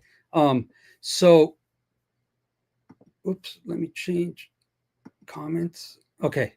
So Jesus is walking with the disciples. He sees the fig tree. He said he's hungry. He goes to the fig tree. There are no figs on it, only leaves, and therefore Jesus curses it for not having what it ought to, what he was expecting. But then people say, but it wasn't the season. Well, you'll see that that's not an issue here. It was the season for a specific thing. Remember those little knobs. And is there any way for you to go on, look up a thing on the internet? Look up the TAQSH, because it gives you an interesting visual. You said TAQSH. Okay. TAQSH. And we'll get a visual of what these things are, and you'll understand that these little suckers Is this what you're no, can you go to images? Oh, images. Yeah. Are you sure? Yeah, it's okay. The internet's weird. Oh, okay. I didn't wait. Really? Is that what you get? TAQSH? Yeah, TAQSH. Okay, then right after it, type in fig tree just to add some context. How come I was okay? There they are. So you see these little guys on the tree that are not quite as big as the fig trees, just the little nubs. Those are the precursor to the figs. That's what Jesus was wanting to see on the tree so that he could munch on them. Because remember, it says he was hungry. This is what the sword. So he wasn't expecting to see the fig tree, the figs fully grown. And also, it is well known if you read the descriptions on these little things, if these little nubs don't grow at the right season, at the right time, it's an indication that the tree's not going to yield fruit. It's not going to yield the real figs because these are the precursors to it. These are edible in that stage. Then they fall off, and then the real figs come forth. And so when Jesus was hungry and he went to it, the tree, that's what should have been on the tree. But since it didn't have that, it meant the tree is not going to yield any figs at all. So it was worthless. And it was a testimony to Jerusalem, to Israel, that they should have been producing the right fruit. They should have already been ready for the Messiah. They should have been already expecting the Messiah and producing the proper fruit in accordance. And that was simply an illustration of them. And that's what Jesus was doing. And when you read this commentary, it gives you the full picture. And now it makes perfect sense. It's not that Jesus didn't know there were no figs on the tree. That tree should have had these little nubs on it so that he could have eaten them. But they weren't there, indicating the tree was going to be fruitless. And therefore, it was good for what good is it for? It was so he curses it. And he says this is an indication that the people were not producing the fruit, having been given the testimony of the law and the prophets, knowing the time in the season. Well, they should have known the times and the seasons, and they received the Messiah and been doing all the things that God had prepared them for through his word, or should have been prepared for. They were not fruitful, and therefore God cursed them. This is what all that's dealing with, and it's a beautiful picture. And so when the Muslims want to bring it up as a way to criticize that Jesus didn't know everything, it has nothing to do with that. It has to do with the illustration of the people being like the fig tree that wasn't producing the right fruit when it ought to have done it at the right time. Jesus was not expecting to see actual figs, but these nubs that would have fed him as a person walking through and could eat these little nubs. That's what wasn't on the tree. So it's not an issue, but you will have Muslims bring this up a lot. And so get this book, folks. I'm telling you, it's going to really open your eyes up. And also the other book, Encyclopedia of Bible Difficulties by Gleason Archer, which I need to go dig up out of my storage because I want to have them both available to me here, even though we have them on PDF there. So that's all that was. I just wanted to clarify that. And there's a little more detail there, and he gives you the actual times and the seasons and a little more background on that in the book. And it really helps out and it clarifies things. And now you're like, oh, it completely has nothing to do with omniscience. The fact that Jesus was ignorant to the season or the time or the trees or when they were supposed to yield their fruit. He knew exactly when they were supposed to yield their fruit. That's why he cursed them. The fact that they didn't have these nubs for him to eat, he knew exactly what was going on. It backfires to them. They're showing their ignorance.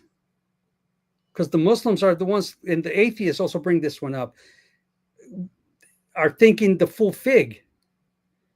How many people knew about this little precursor nub that you could munch on before the real fig? Well, that actually would have been common knowledge. to people who grew up in that area, so they wouldn't have to explain that. Right. See, that's exactly right. So that's the stuff that we're talking about. That until you look at now, we're dealing with, botany, right? The study of plants and stuff, knowing how these trees function, what they produce, at what times of the year. And if they didn't have these little nubs, it's an indication that it's not going to yield the proper fruit. Therefore, it's good for nothing. It's so not knowing all of that. These people knew that. That was their culture. That was their common way of life. They knew that if they were travelers in this time of the season and they had no food, they could go to a fig tree, and before there were actual figs on the tree, that they could munch on a snack, satisfy their hunger.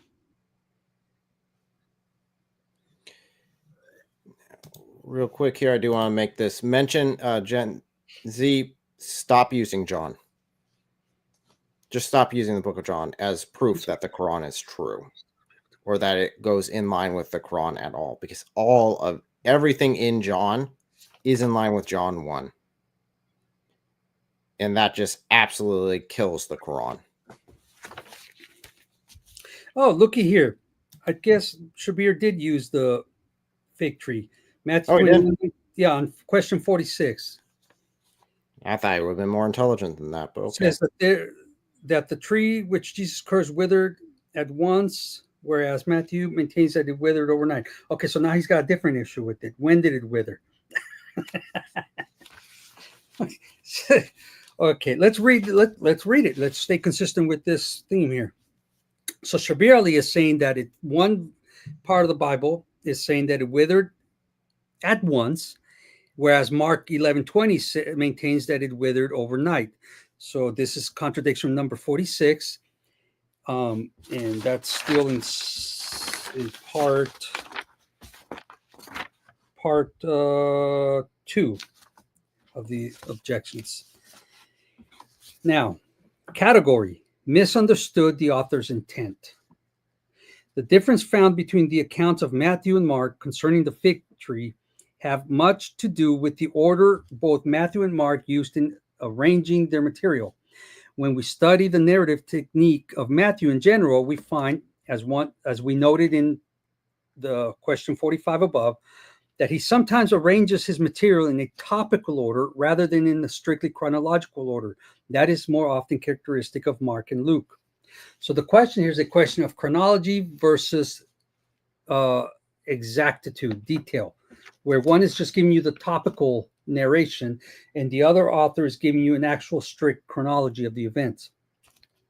For instance, if we look at chapter 5 and 7 of Matthew, which deal with the Sermon on the Mount, it is quite conceivable that portions of the Sermon on the Mount teachings are found sometimes in other settings, such as in the Sermon on the Plain in Luke 6:20 through 49. So again, we have other examples in the Bible where the writers are giving you an account that's mentioned in one place, but the order might be different because their purpose for giving you the narration is not simply a strict chronology of the events. And therefore, they're not concerned with the order of when the things happened. Seeing that this is something that has, a precedent in Scripture where it's not just one unique example where that stands out and is not common, we see that this is something the authors do. And so it's not a problem to find it in somewhere else, such as in this case. Matthew's tendency was to group his material in themes according to a logical sequence. We find another example of this exhibited in the series of parables of the kingdom of heaven that make up chapter 13.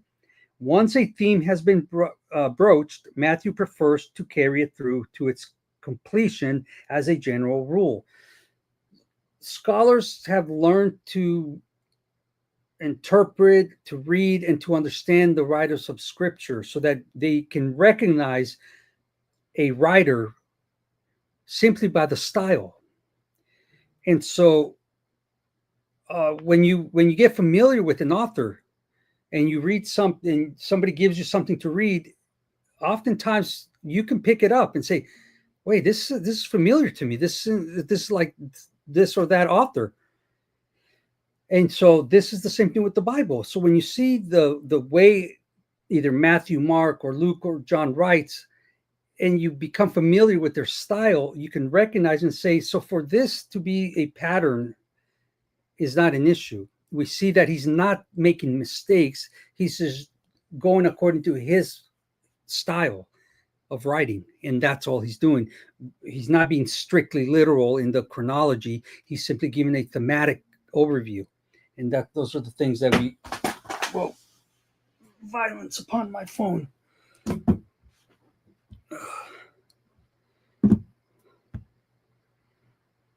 These guys are making me hungry. So that's what we see here. When we see it from this perspective, it is to Mark that we look to when trying to ascertain the chronology of an event. So for Shabir Ally not to go to Mark for the actual chronology, but to go, to Luke, who doesn't care about chronology, and then point and yell, cry contradiction, is folly. Don't do that. Mark isn't trying to give you the chronology, Shabir. He is a specific writer with a specific style that is known to the scholars, that we can see and interpret and read. And for you to try to interpolate upon him the style of Luke, or the style of Mark, that's an error on Shabir's part. He's finding a contradiction where one doesn't exist. He's not recognizing the different styles of the authors. And so he's finding an error in that. And so then they continue to explain these reasons, but that's basically the issue. One is being literally and strict with his chronology. The other one's giving you the overview, the theme, and doesn't concern himself with the chronology as the other one does. And so to expect them to both agree when they don't intend to is folly on the person that's finding fault. So that's the problem there. We can go to, let's see, let's go to, there goes that one. On part 3 of these, of J. Smith's answers. Okay, let's look at 56, which is the first one on part 3.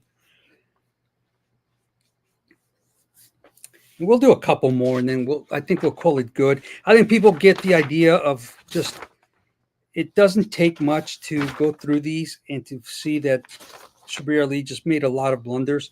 And like I said, I have read all 101 twice over, read Shabir's points and then J. Smith's responses.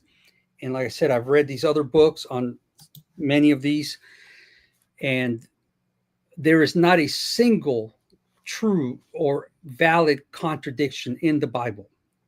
There are apparent seeming contradictions, and then there are contradictions that, if left just at face value, would be contradictions, but further inquiry has given light to it and shown that they are not contradictions at all.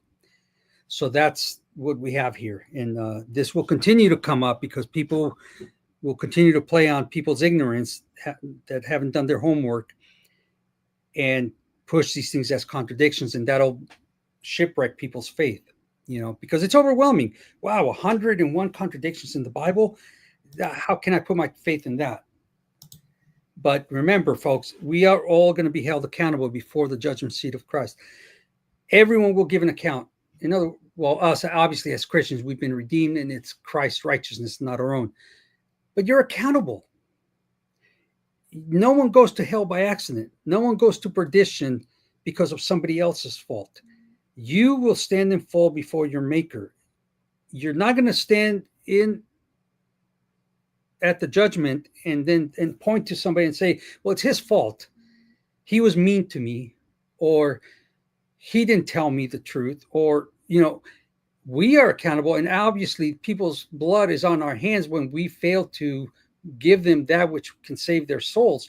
Obviously, there's accountability on both ends. But ultimately, it's not anyone's fault that you go to hell, but your own.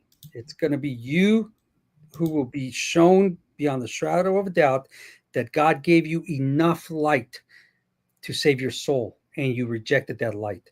That God brought in one way, shape, or form truth into your life, either through the conviction of your conscience, through the preaching of the gospel, through the light of general revelation, all of these things put together, and you rejected it. You rebelled. So stop rebelling, stop kicking against the goads, and turn to Christ. Because none of these excuses, none of these silly objections or so called contradictions are going to be an excuse for you. Shabir's putting a lot of people's eternity on the line by producing something this stupid. He's stumbling people. He really is. And he doesn't realize the severity and the accountability set before him for producing and publicizing something like this that is an offense unto the Lord, that is an offense unto the word of God. It's serious. You're going to stand and fall before God, Shabir, and you're going to have to give an account for all of this garbage that you put out here that is easily rebutted. But you're misleading the ignorant and the simple-minded, and that's on you. And we're here trying to help you and tell you to stop it, repent of it, recant it, and for the Muslims to stop following their so-called leaders into the burning pits of hell. That's my little rant. So, when Paul saw the light, this is number 56, and fell to the ground, did his traveling companions fall? This is in Acts. Actually, you know what? I don't want to deal with that one. I want to deal with the one where it speaks of the hearing and the not hearing. Let's see. Yeah, 57. It follows. And it's going to be the same way of clarification. I just think this is more interesting. Did the voice tell Paul what he was to do on the spot, or was he commanded to go on to Damascus to behold what to do? And this is a supposed contradiction between Acts 26 and Acts 9 and 22. So the category is misunderstood the historical context. Paul was told his duties in Damascus, as can be seen from Acts 9 and 22. However, in Acts 26, the context is different. In this chapter, Paul doesn't worry about the chronological or geographical order of events because he is talking to people who have already heard his story. So again, remember the audience, the one communicating it, context. This is something that you have to consider. In Acts 9, 1 through 31, Luke, the author of Acts, narrates the conversion of Saul. In Acts 22, 1 through 21, Luke narrates Paul speaking to Jews who knew who Paul was and had actually caused him to be arrested and kept in the army barracks in Jerusalem. He speaks to the Jews from the steps of the barracks and starts off by giving his credentials as a Jew before launching into a detailed account of his meeting with the Lord Jesus Christ and his conversion. In Acts 26, 2 through 21, Luke, however, narrates the speech given by Paul, who was imprisoned for at least 2 years after his arrest in Jerusalem, and his speech in Acts 22. This was given to the Roman governor, Festus, King Herod Agrippa, both of whom were already familiar with the case. And then it says, read the preceding chapters. Therefore, they did not require a full-blown explanation of Paul's case, but a summary, which is exactly what Paul gives them. This is further highlighted by Paul, reminding them of his Jewish credentials in one part of the sentence. I lived as a Pharisee, as opposed to 2 sentences in Acts 22:3. Paul also later in the chapter is aware that King Agrippa is aware of the things that have happened in verses 25 and 27. So basically, it's the narration and the assumption that these men already know the background. And so Paul is not having to give the full story again. And so he simply condenses it to some simple facts. They already have the background. They can fill in the gaps. And therefore, there's no contradiction at all with the question of, which was the question of, did the voice tell Paul what he was to do on the spot, or was he commanded to go into Damascus to be told what to do? And that's just all we're being given is the picture of what Paul and his audience already knew. Paul is already speaking to an audience that has background on him. And so he doesn't need to give all this detailed information anymore. And let's see, what else do we have? We'll do a few more. Did Judas die? Oh, Judas. This comes up a lot. Did Judas die by hanging or by falling headlong and having guts gush out? Because I mean, think about it. If it's one or the other, and they're both presented as facts, then yeah, okay, we have a, did he hang himself? Did he fall? I already dealt with this one. This one's just so. This one's on the level of stupidity with the fig tree. Well, yeah, quite right. When you know the background. So did Judas die by hanging himself? What number? 61. Or by falling headlong and bursting open with all his bowels gushing out, so his entrails. Acts 1:18. So the category is the text is compatible with a little thought. So a little thought, Shabir, just, get the little gray cells working, the synapses, like Haiku Peru would tell you. And so what you have to do is just read the context, think a little bit about what could have happened, and then it becomes clear that there's no contradiction. This alleged contradiction is related to the fact that Matthew in his gospel speaks of Judas hanging himself, but in Acts 1:18, Luke speaks about Judas falling headlong and his innards gushing out.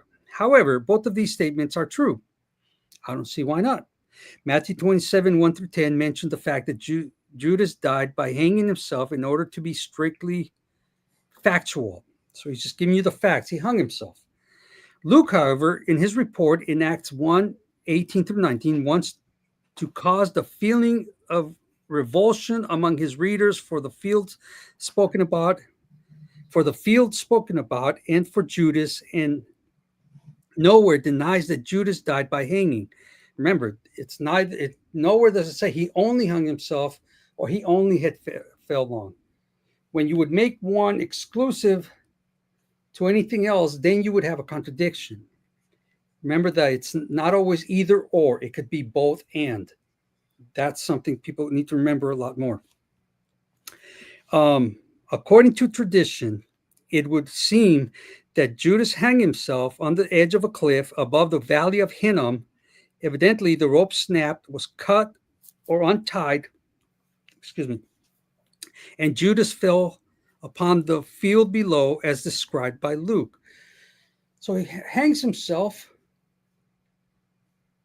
That's a fact. Is hanging there, and either over time or immediately after, who knows, but the rope gives way. Either it breaks, the branch breaks, snaps, he's untied, or something happens and he falls headlong and he busts himself open and his entrails gushed out.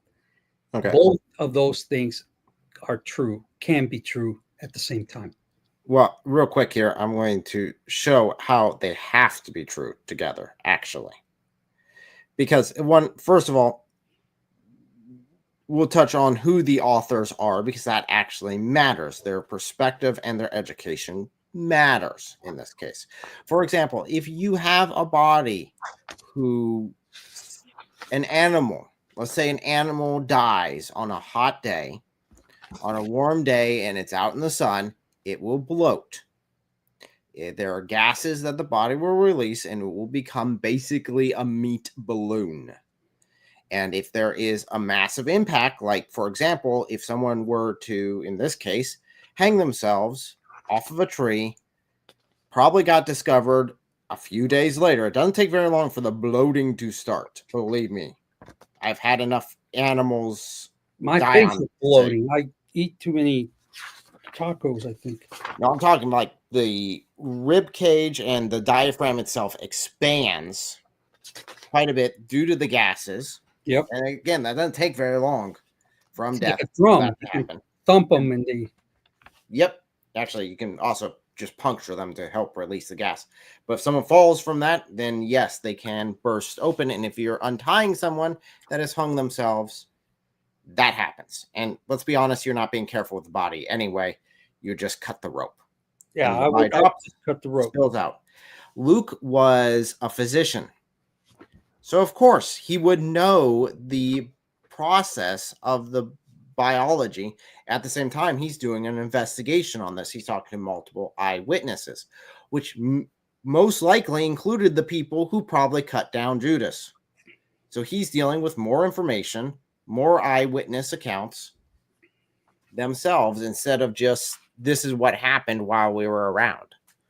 So yeah, it makes perfect sense. So there's no issue there. Again, remember, folks, a contradiction, when one statement excludes the possibility of another. That's one definition that I like to use. Both statements cannot be true at the same time in the same respect. That would be a contradiction. But in this case, both of these events could be, and in fact are, true at the same time in the same respect, because both can and did happen. The man hung himself, the man fell, gushed out. That is not a contradiction at all. And even from a biological, knowing the actual decay of a human body, how it goes through the process, this actually by itself shows that the story is true, because you have two different accounts that simultaneously, without meaning to, end up supporting each other. Right. Yeah, it's multiple attestation. So I think we've shown enough of how just going through taking the time, examining the contradictions in question, and getting some background on things can clarify everything. And again, this can happen with every one of his points, and it has happened.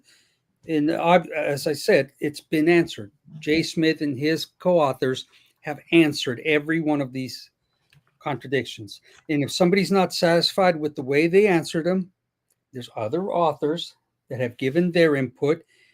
And from the bibliography that Jay Smith produces,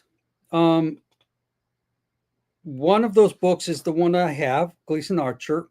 He doesn't mention the hard sayings, so I would simply want to see if any of the information here or in Gleason Archer is in any way contradictory to what the hard sayings of the Bible says. And if so, which one do I think, because this is going to be my personal bias, which one do I think gives the better response that is more consistent with accuracy or truth or history or whatnot? But what we can clearly show is that Shabir Ally has not demonstrated a single true contradiction in the Bible. Out of the 101 so-called clear contradictions in the Bible, Shabir Ally has failed every one of those. There isn't a single one of these that is a valid contradiction. So shame on you, Shabir Ally, for producing that shameless piece of work. You should retract it. You should do a video apologizing to everyone for producing it and never do it again. Knock it off. And Muslims should not quote it, should not appeal to this work. So any questions, comments, kids from the audience before we wrap it up? Now just think that we went through only a few. There's 101. Again, a lot of overlap in that if you can answer this one, the same method of refuting that can be applied to a bunch of the other ones. Therefore, we don't have to go through each one. You just know that taking those steps will get you to the truth and will clear it up so that you don't have to be afraid that Shabir Ally has found actual contradictions, because he hasn't. Not at all. Nope. Oh, and by the way, and if you want to see real contradictions, I did do a stream last week with Hatun Tash on her channel. So if you want to see how I demonstrate that there are contradictions in the Quran, go to her channel, find that video, and you'll see that real contradictions do in fact exist in Islam, in the Quran. Because I've done it both ways.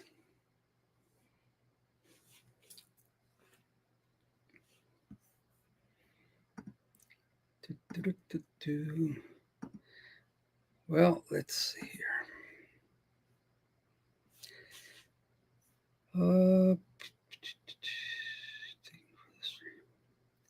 Well, Eric, any final words or? No, I'm just going to get ready for my stream tomorrow. Tomorrow with John, and then Wednesday I will be back on my channel talking about, can a prophet be gay? Looking through these Islamic sources on Can he be extracurricular activities. Well, I'll save my comments for the comment section. Now you could always just join. There's that too. Well, I'm kind of shy. Let's.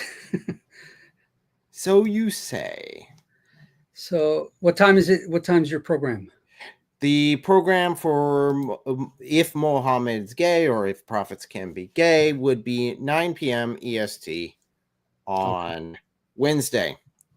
And then, of course, this is all leading up to the Seek and Share Truth conference coming up at the end of July in Ohio. And the tickets are now available. So that's fun. Oh, nice. Join up, kids. There's going to be a conference hosted by your brother in Christ and his lovely wife. And this is going to bring in different apologists in different fields that are going to be sharing and equipping. And it should be very beneficial to everyone. And I think there's going to be food there. So that's why I'm going. Food? And I think you're also a little talking, aren't you? Well, I am little. I'm only 5'7", and I do talk a lot. So link is in the description for that if you guys want to take a look and see if you guys can fit that into your schedule. That again, that is at the end of July 31st through August 3rd. Proper tacos. First weekend there, and yes, you can get some tacos. They're not the best, probably not as good as California tacos. But there's a new spot in Cali. Little expensive, but good stuff. They're good tacos.